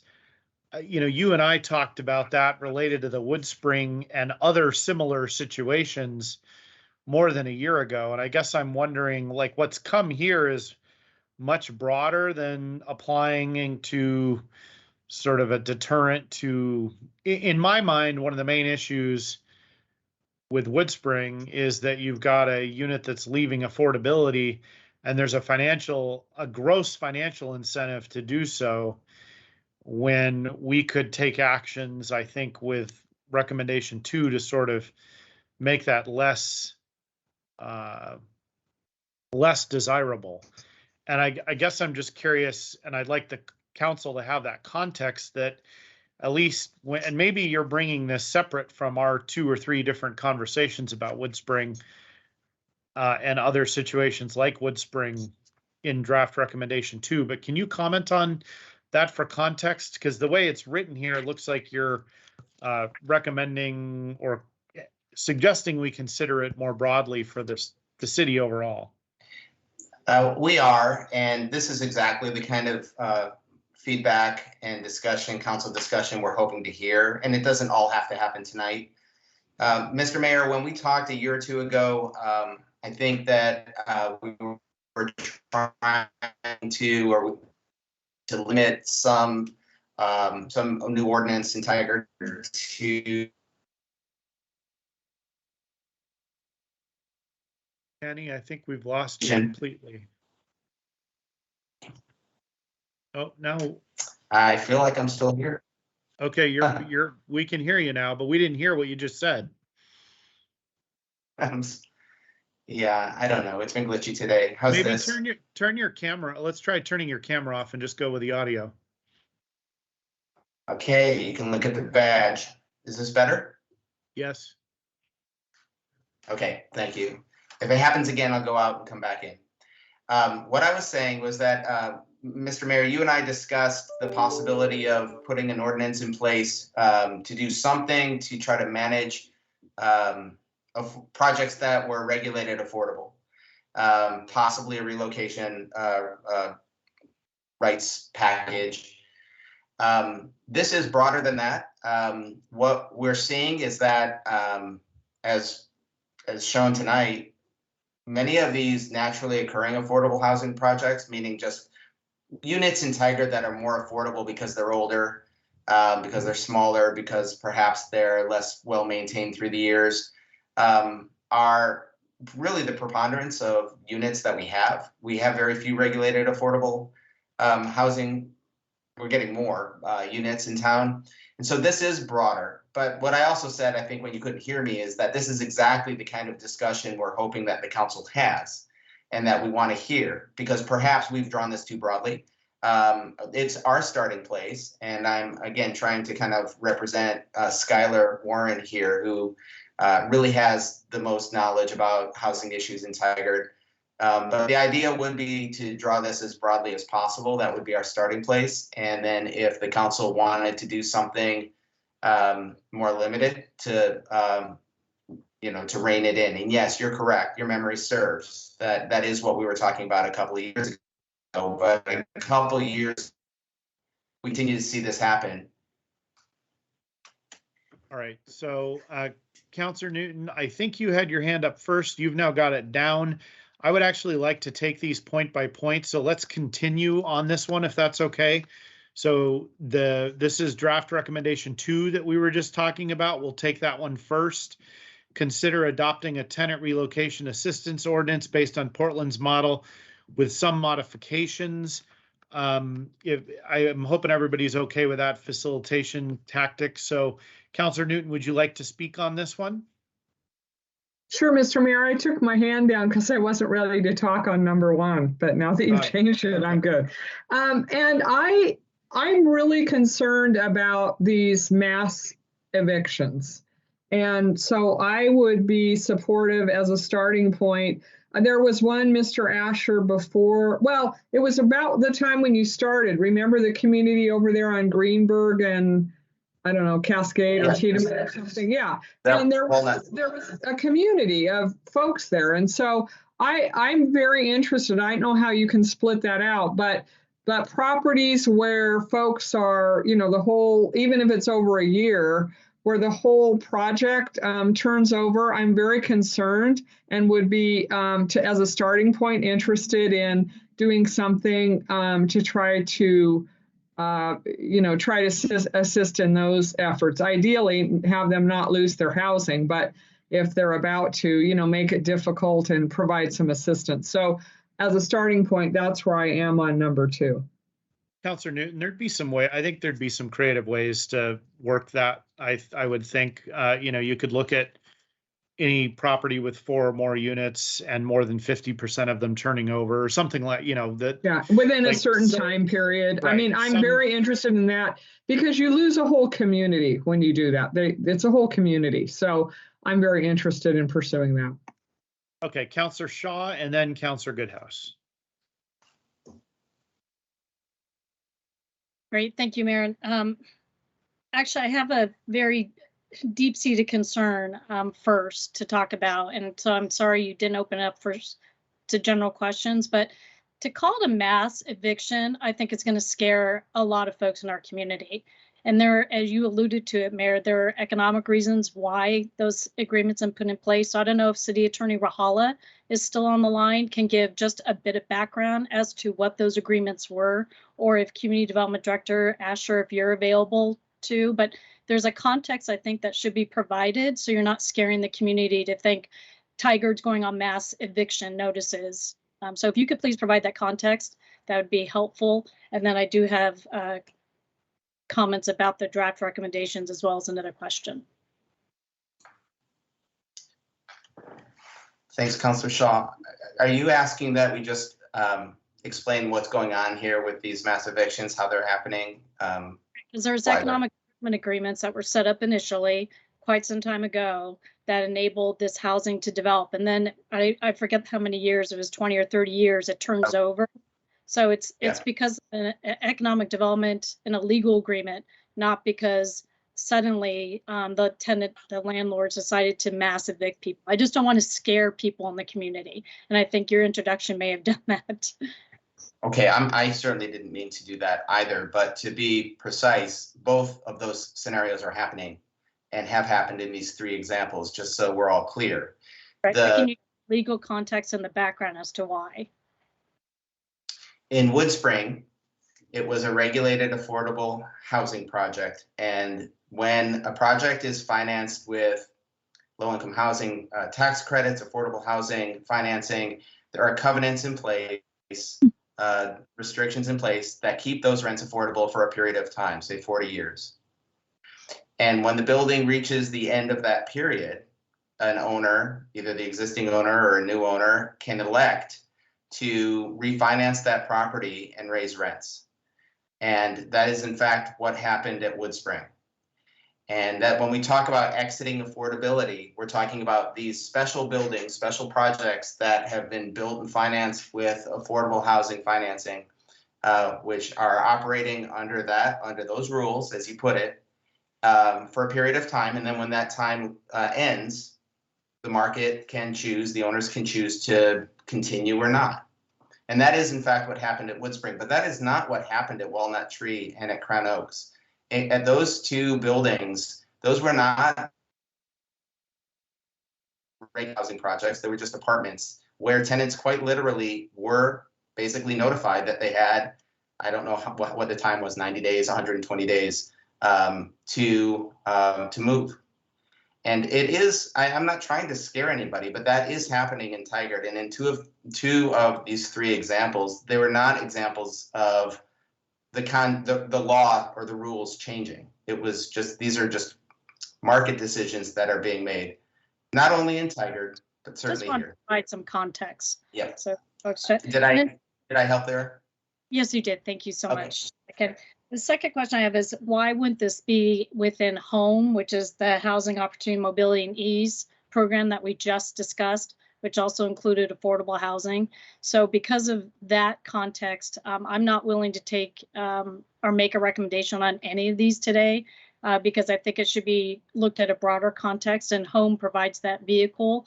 And then also I'd want us to also see what the Washington County Eviction Intervention Partnership, what they're going to be coming up with first, so we know how we could interact. And thank you, Mayor. Thank you. If I could just quickly respond to those very fast. The HOME project is a place that we could perhaps fold this in. That project is much more about land use. And I should also mention that the property maintenance code is not part of the development code. That part of this lives outside of development and outside of land use and outside of community development largely.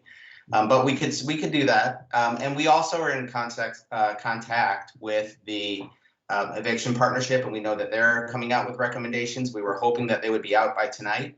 We're just a little ahead with this presentation, but I agree that we would absolutely want to take a close look at what's being recommended in Washington County. So thank you for those comments.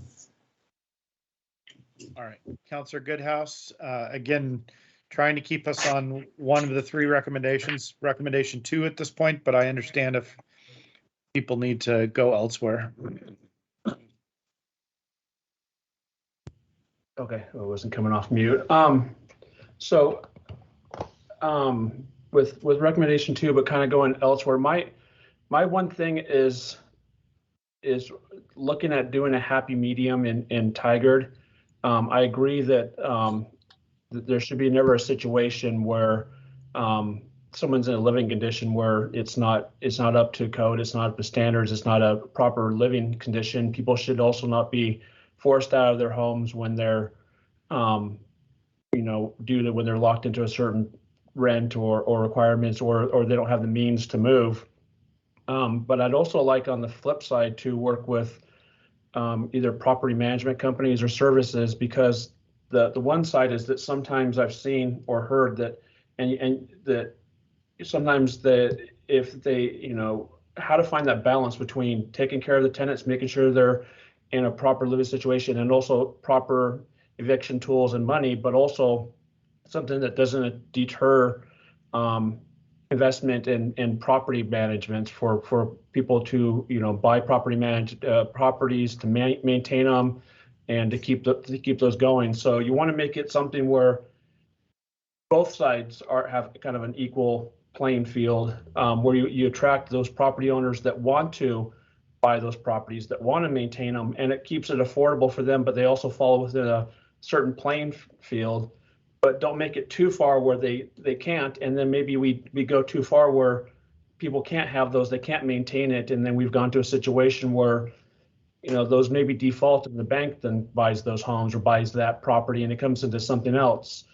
So if there's a way to intermix property management companies, or I don't know if there's any organizations out there that handle those, so we can find a happy medium between both those, where we protect our residents and those with less resources, but don't go too far in any of these areas where it makes it unreasonable for anyone to be able to ever own or invest in those properties and actually maintain them the way they should. So that's where I went elsewhere and kind of catch it, because I think that falls into all three categories. I mean, that is that's the discussion we're having tonight, is what is that, at least providing initial direction on what that right balance is. That's where I think that I can't speak on it without having someone from, you know, the other side. We have the part where, what do we need for people in those affordable housing or those situations, or in those situations, but what input are we having from the other side of the property management? Have we, or is there a way to engage them and find out what other cities have been doing that makes that equal balance?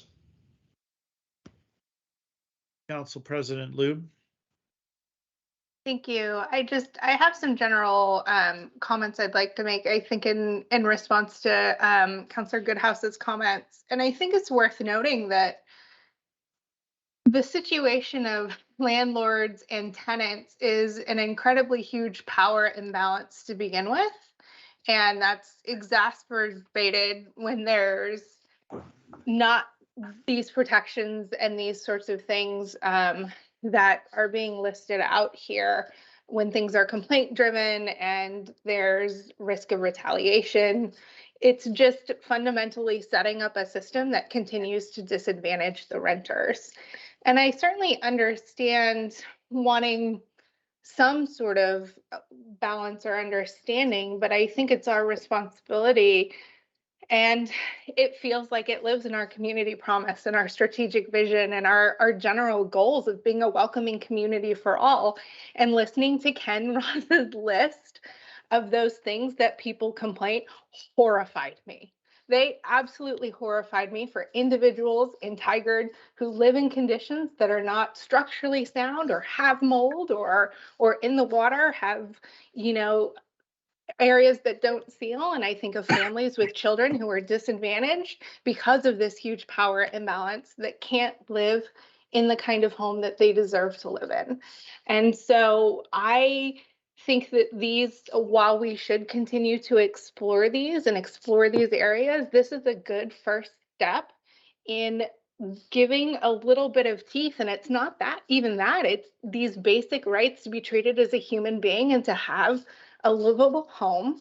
And if you're, you know, the lease isn't being executed the way that you've agreed on, there's accountability to the group that has the huge power over these tenants.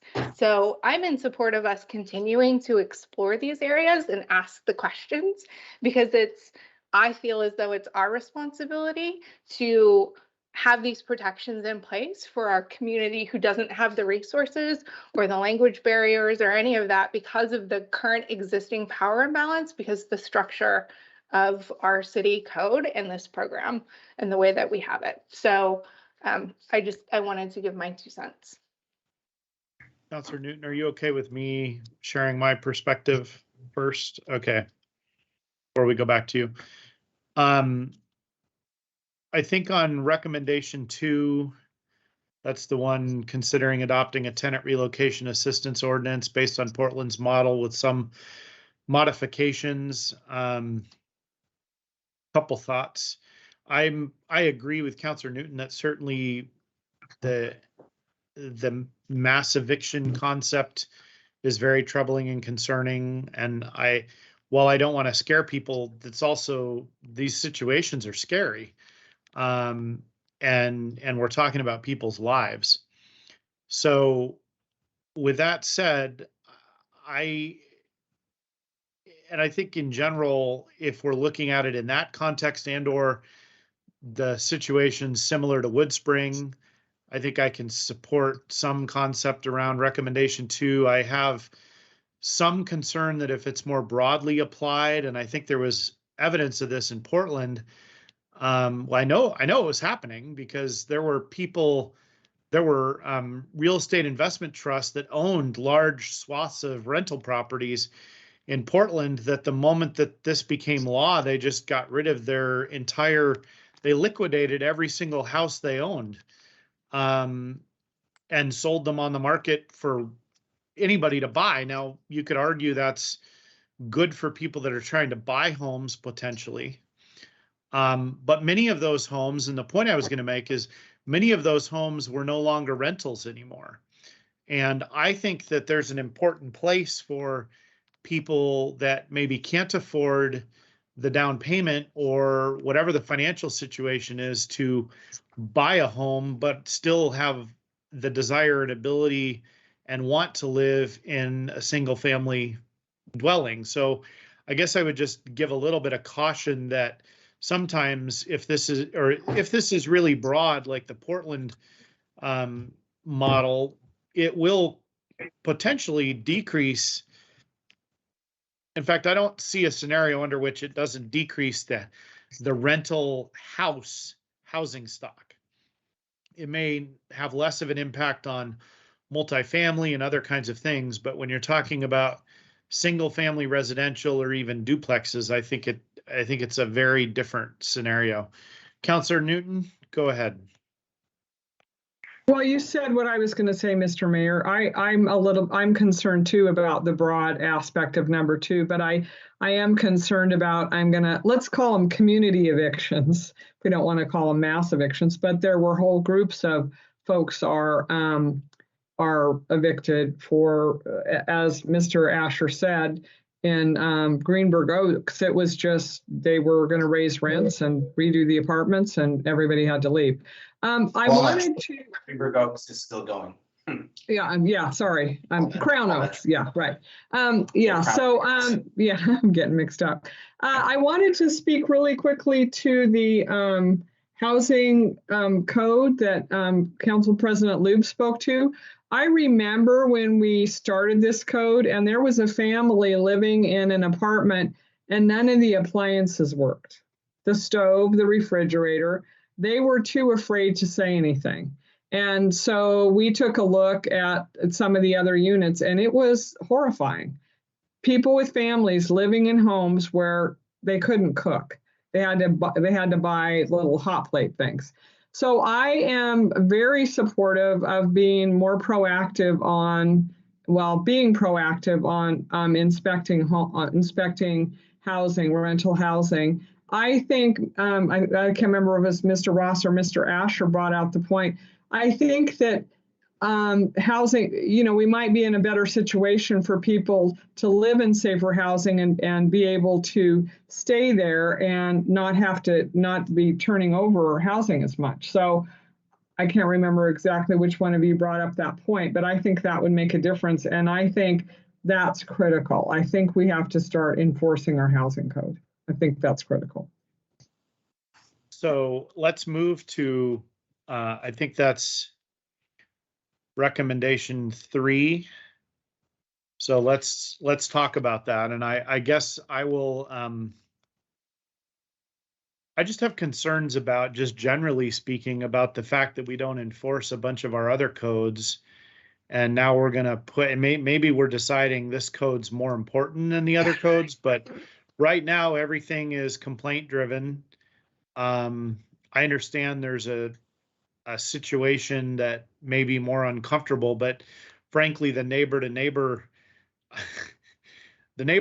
complaints, I, as mayor, get involved in quite a bit because they don't want their name on the code compliance complaint. And so many of those go in under my name. And I'm sure I'm the one with the most code complaints lately because I will let people submit them under my name. But for the same issues, and I guess I just like from a parity perspective, I kind of have two thoughts. One is that like I'm very concerned about how much would actually get inspected even if we did this compared to the amount of housing there is.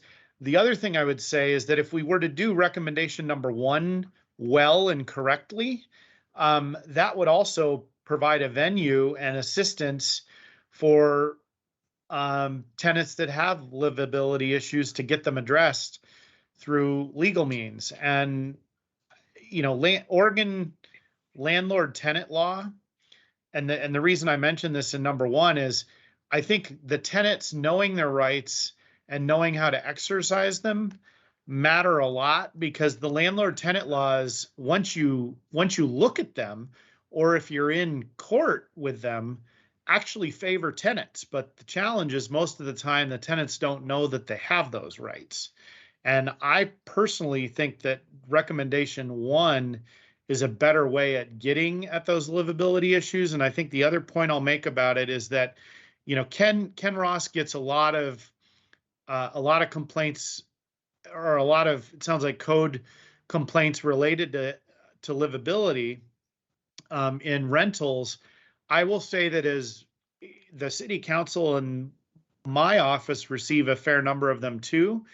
And I would be remiss if I didn't mention, and this is absolutely true, at least of the ones that come to the city council and the mayor's office. While I've been mayor, I believe every single habitability complaint that we've received has been about a unit owned by Washington County.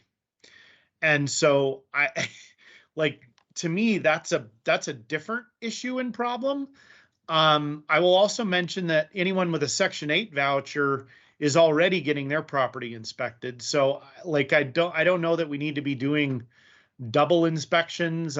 We don't want to be duplicating things that the government's already doing, in my mind. That's inefficient. So if we do move forward with recommendation 3, my hope would be that if the unit is already subject to inspection by another governmental entity, that we're not going to duplicate that. That just seems like a really big waste of resources.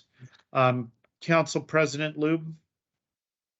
Yeah, I would agree as far as duplication of efforts, but I also just trying to put myself in someone's shoes of, and we're specifically talking about the third recommendation. I don't know that I can literally sit here and say the only way people should have their homes in a livable condition is to the point where they have to make active complaints about it. Like, this just feels like something where if we were proactively occasionally, going out to different units in that circumstance, we can catch it in a place before it gets to unlivable, which is not something anyone in Tigard should be experiencing. And so I understand most of our stuff is complaint driven. Housing is such a fundamental core piece of stability that impacts so many additional parts of people's lives that I don't know that I can stand here and support and say it has to get really bad and you have to complain before we're going to address it. Rather, I'm just a very proactive person by nature. And it feels to me almost like a no-brainer if we can figure out a way to do it, that we should be inspecting these units proactively for it's a livability issue, fundamentally. Kenny, on a practical point on Council President Lube's comment, how often, how many times, or what percentage of the overall units is Gresham, for example, able to inspect on an annual basis of their total rental housing stock? Oh, I couldn't say tonight. We'll let you know. Okay, I mean, the reason that matters is to Council President Loob's point, if we're inspecting 1 or 2% of the properties every year, that's not actually going to address the concerns in my mind that Council President Loob is raising.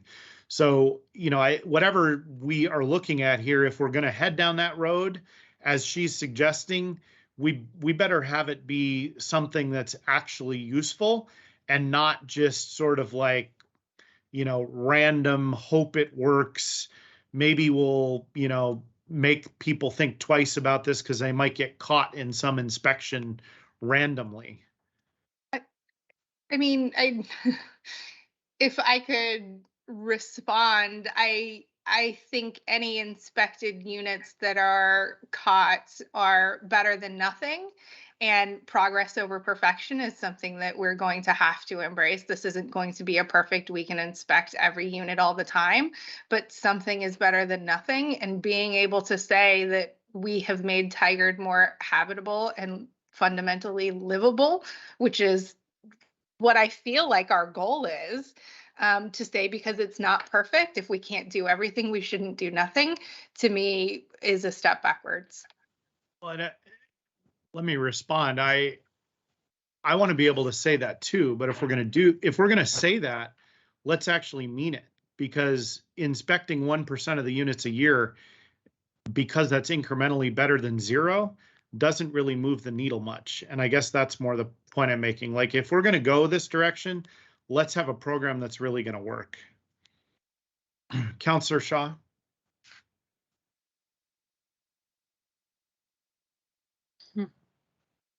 Thank you, Mayor. Having trouble with that mic button.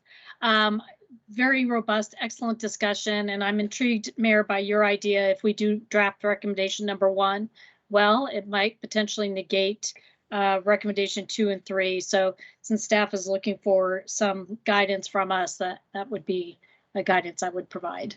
Thank you. All right, and just to clarify, my comment about 1 was really related to recommendation 3 only, but I understand you're broadening it to both, so that's good comment. Youth Councillor Nog? I think that having those intermittent like check-ins about housing quality is important because, I don't know, I've been doing a little bit of research, and there was a study done by Harvard that said that places that have been examined and inspected proactively between 2015 and 2019, about 54% of the properties had housing code violations. So if we did actually have a team that like went around and checked in, I think we would be able to catch a lot of those property violations, especially if people are afraid to talk about these things proactively. All right, thank you. I'm afraid of how many housing code violations would be found in my own house, but it might be 54% too. Councillor Newton and then Councillor Goodhouse. Just a really quick question, Mr. Asher, on recommendation 1, and maybe I'm missing something, but this doesn't talk about unhealthy living conditions. It doesn't look like. Talks about evictions and rent increases in violation of state law. You might be frozen. Maybe turn off your camera. So I'm trying to find out if consider supporting a legal aid program for tenants who have received rent increases or eviction notices in violation of state law. That isn't talking about, the reason I separated them out was I didn't see that recommendation addressed, I'll call them unhealthy living conditions. Am I reading it wrong? Well, the Oregon landlord tenant law has a whole section on habitability that would be enforceable by 1, but it may not be what the staff was recommending. Okay, thanks. I was reading it. We wrote it with that in mind as well. Councillor Newton, I don't know if City Attorney Rahala is prepared to speak on this at all. She's more qualified than I am on this particular issue. I don't think that the Oregon Law Center, for example, or legal aid gets involved with property condition disputes. I really do think that their work is about mostly about saving people's homes. I could be wrong there. And to Councilor Lube's point, I might just add that by the time we're in court or sitting with lawyers and trying to work things out in that arena, we probably have lost the plot. We're trying to find a way to forbear on that, to keep that from happening. But with that wind up, Shelby, is there anything that you want to say that might clarify for Councilor Newton? No, I don't actually know the scope of what Oregon Law Center will take and those kind of services. It's not something that I'm familiar with. So we can look into it and get back to you. Thanks, Shelby. And I just want to say again, there's a lot we have to figure out. This discussion, we're going to rewatch it. It's helping a lot. These recommendations as they're presented to you tonight, very draft.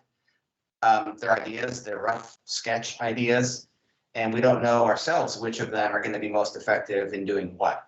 But we would like to keep going. All right, before we go to Councilor Goodhouse, I would ask either City Manager Reimer or City Recorder Krager, could you send Youth Councilor Nog a copy of the written recommendations? She doesn't believe she received this memo, I don't think. And so can you email that to her ASAP so Yep, she can look at absolutely. them? Thank you. Councilor Goodhouse, go ahead. Yes, after a little more future or further discussion, kind of similar to what Councilor Newton said, kind of with number one, but not really including, the living conditions that are not acceptable. But also kind of mirror to what you said is that there's already a lot of code laws and so forth on the books. Adding more, if there's a way to enforce it, if there's a way to do something along one that allows and gives more resources to tenants, because from the discussion, what you're saying with Mayor, you having people use your name, it sounds like a lot of the big barrier is not that we have the proper codes or so in place, it's that what process can we allow to make it safe or anonymous for people to file those complaints and get those taken care of and have those done and have the a resource that they can use to have a legal fund or aid to take care of those. Majority of the times people know that there's something wrong or something going not right in their place. But as you said, trying to, implement a program or staff, I'm sure Ken Ross has already worked to the bone, but to figure out a way where we went through all the apartments or houses and so forth in the city, I think would be possible, as opposed to empowering those people that have problems in their units, to give them a way that to take away that retaliation factor, to give them the resources, to give them that money that they normally wouldn't have for legal problems, where they can file the complaint, not have the retaliation, and then maybe we beef up something that if there is any kind of retaliation that comes against them, then that's where we maybe put some laws in place. But I like the concept of one, but to add the situations where the living conditions are horrible, to make it so that there's just more of a process that they can feel empowered to call, and that we also cover all the different languages of that as well, because it sounds like there's a lot of situations where people may not know it due to language barriers or help, that we look at some kind of a liaison that can help, that they can talk to in those different languages, that they can talk to a person, understand their rights and laws, and then have that money for resources if it doesn't go that way, but they can follow through the code compliance and use what we have in place. Councilor Goodhouse, just to be clear, the anonymity with code compliance complaints in general works using my name because they don't know exactly who originally contacted them or contacted us, and it gets put in my name. That doesn't really apply when the mold is in unit 231. The person who complained about it is clearly the person in unit 231. And I think that's what makes the anonymity problem is a real issue and is really kind of inescapable in this circumstance. So I will acknowledge that and just want to clarify that. And that's why I mentioned that if there's a way, and I don't know what it would look like, or maybe this is something to throw to Kenny, but somehow to whether or not it's an anti-retaliation law or processes or some kind of way to put something in place that, you know, if someone were to retaliate and trying to find a way to kick them out, or if a 6 months time frame, maybe a year after filing it, if there's any kind of increase or eviction or anything like that, that those things are not enforceable or something, a way to get around that where they can't be retaliated against, or there's more enforcement or protection for the person filing that.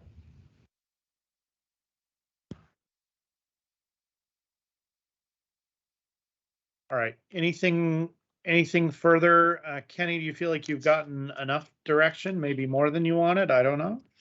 No, great discussion. I just, is there anything that we presented tonight that you would like for us to kind of cease and desist on right now? I haven't heard a consensus on that. So based on what I've heard so far, we would continue to explore these and bring it back, maybe even in another work session, because it sounds like there are enough questions. This is unformed enough that we wouldn't be ready to come back with a proposal to implement policy or code, but maybe set up another work session when Skylar is here and we had time to research some of your ideas. I think that makes sense. And like on recommendation 3, knowing the information about how many units there are and what we practically could inspect in a day per work day, and what does that mean in the overall, and how often would each unit then get inspected, or could they be? I think those kind of practical types of questions. And on, 1, you've got more direction on what we might want to see and maybe expanding that. So it covered more areas, and maybe narrowing in recommendation 2 to be a little more focused is what I kind of gathered. But the concept, okay, but more focused on certain situations. Councillor Newton, you want to add? No, just really quick. I think this was in the email I sent over. I also would be interested tangentially to know what other resources are out there. So, for example, we're complementing the county or somebody and not duplicating. So if something that we're doing could sort of complement, that would be helpful. And I'm just going to say one more time, I really struggle with people living in unhealthy conditions having to do a lot of heavy lifting. I keep going back to the mom that I saw. I just can't see her even thinking about trying to access the resources that might be available in number 1. And those are the people I'm thinking about when I'm leaning more towards the proactive enforcement. Thanks. Thank you all, and thank you, Mr. Mayor. Excellent discussion, and I'm just so pleased that we're finally starting to try to tackle this. I think it's, and I know that our whole staff and team feels like this is very important. Thank you. All right. Thank you very much. Clearly lots of work done on the staff side, and we look forward to it coming back soon. We'll move on to administrative report. City Manager Reimer, do you have an administrative report? Yes, I do. Good evening again. Very briefly, just a couple things. First is last Friday, Officer Colton Fink graduated from the Basic Police Academy, and he is the younger brother of our current police officer, Clayton Fink. So kudos to Colton for his graduation in the Basic Police Academy. We've talked about library a lot. We have over 2,300 registrants for the summer reading program, which is great. 1,900 are students, 400 are adults. As you may know, we've received a state library grant to hire an intern. So we have an intern who has joined us and doing great things with us. And then finally, we just got our numbers in for how many items were checked out last fiscal year. So 1.1 million, which is almost double from the previous years, and just shows the restored library services and appreciation that our community has. So just a few quick facts for tonight. Thanks for a great hybrid meeting, if you will, where we had some business items and then the workshop. So we appreciate the council having the virtual workshop, and we look forward to the in-person workshop in September. And that concludes my remarks, Mayor. Thank you, City Manager Reimer. With that, I'll entertain a motion for adjournment. I motion to adjourn. I'll second the motion. Okay, it's been moved and seconded. City Recorder, roll call vote, please. Counselor Goodhouse, Yes. Counselor Newton, Yes. Council President Lube, Yes. Counselor Shaw, Yes. Mayor Snyder. Yes. All right, we are adjourned. Good night, Tigard.